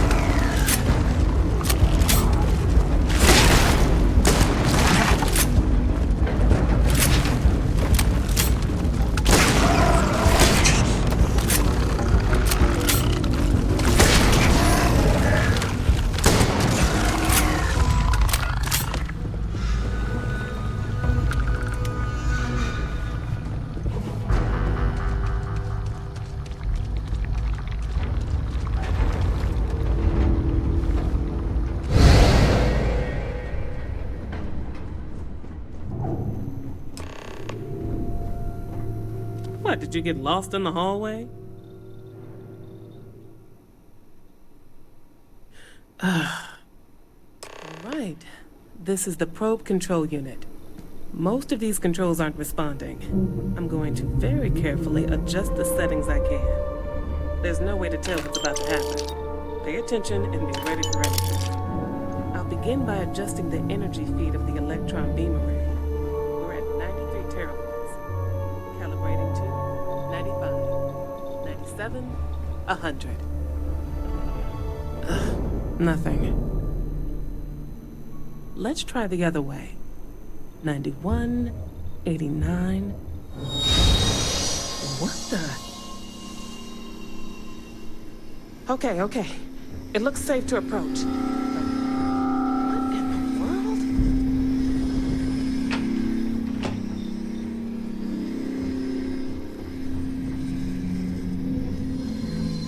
It's a micro-distortion.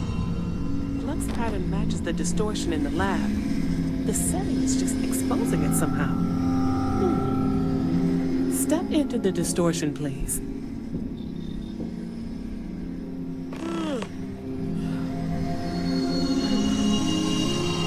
Nothing. No, hold on. There's a slight pattern change. Some kind of resonance. Right, stay there. Let me turn the beat back up for a moment. Calibrating to 90, 91.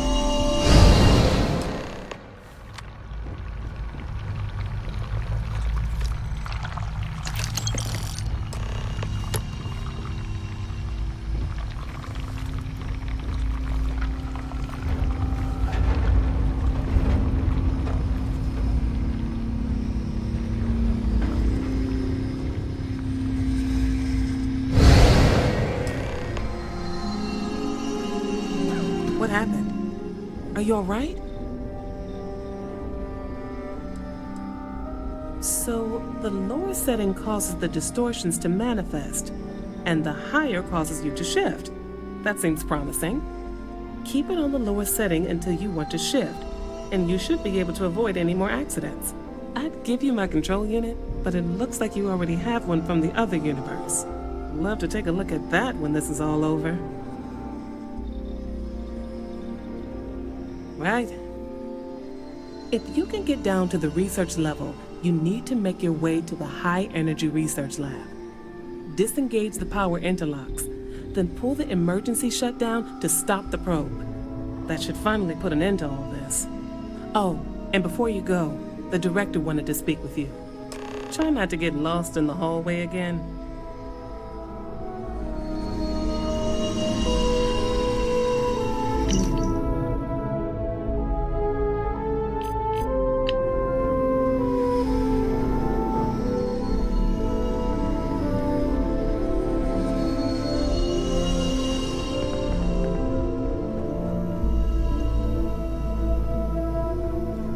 Well then, all set?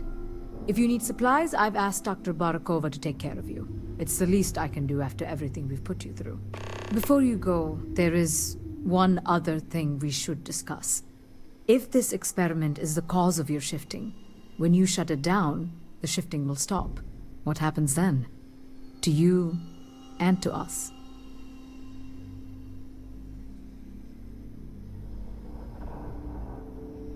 Exactly.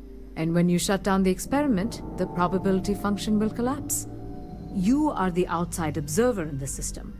Whichever reality you are in, at that moment, is what will become real. For you and your universe, at least. The question is, which will you choose?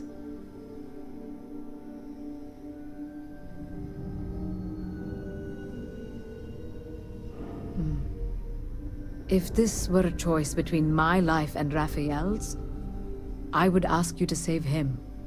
But as the director of the station, I am responsible for the lives of my staff. 30 people. People with families, careers, futures ahead of them. In this universe, you don't have to decide now.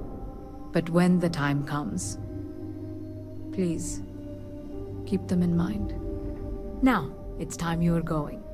With the network offline, we can't shut down the security system on the research level, so you can expect some resistance. Be careful. Ethan, unlock the elevator lobby, please. Ma'am, research level is still locked down. I'm aware of that. All right. Done. Good luck, dear.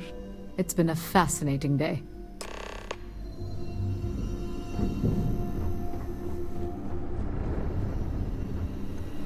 Yes?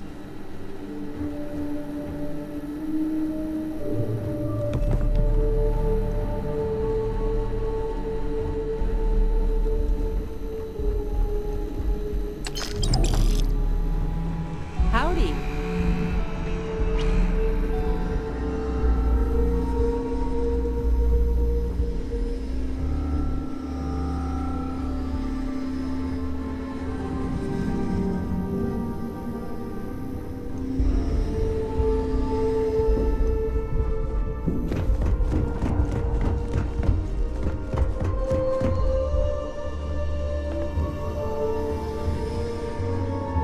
Tatiana Barakova, station's doctor.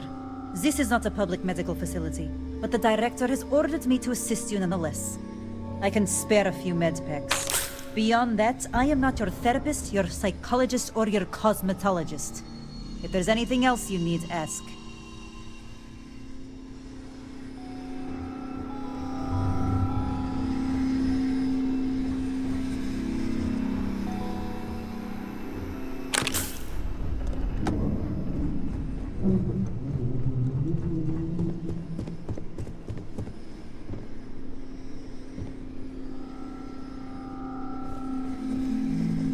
Pardon.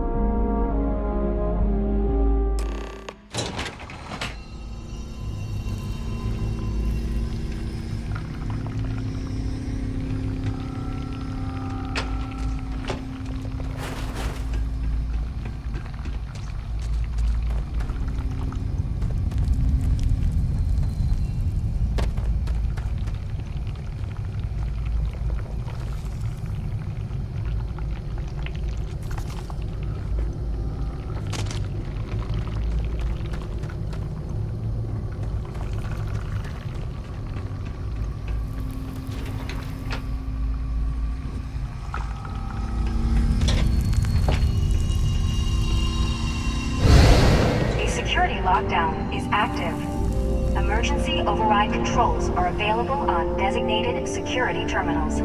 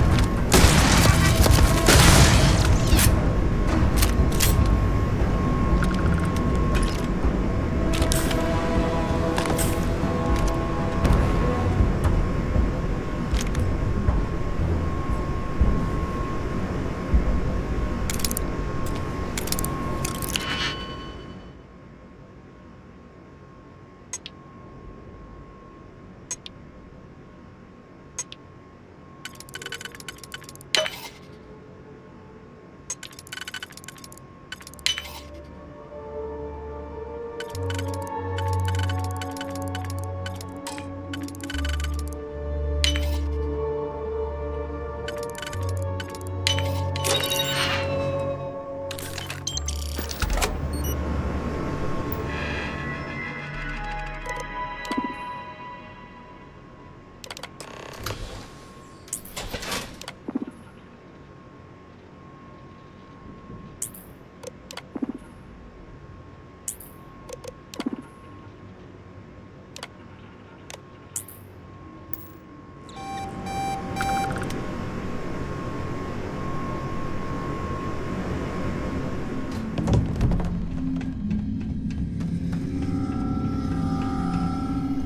security lockdown is active. Emergency override controls are available on designated security terminals.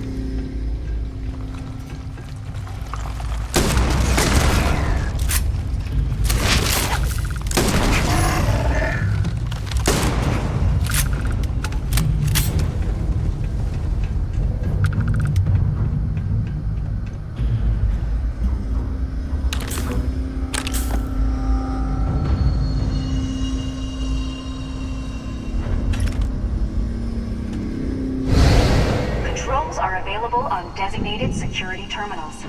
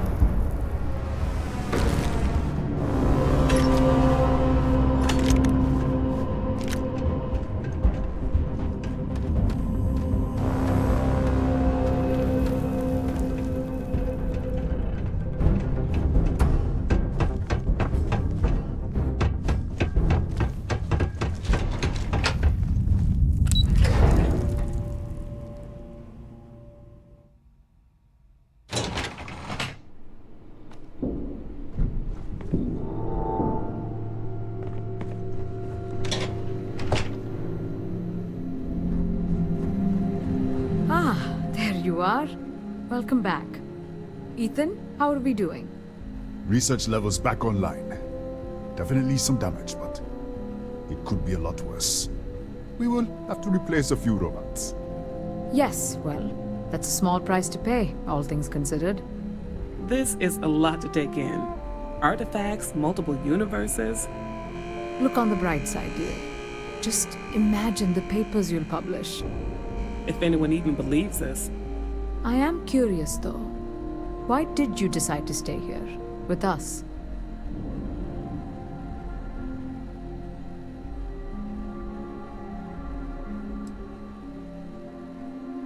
Of course. I'll make sure the Consortium remembers his sacrifice. Our next supply ship will be arriving soon. I'll have a full report ready for them. For now, I'd like to extend our gratitude and what compensation I can offer for everything we put you through. Thank you. This has been a truly remarkable experience.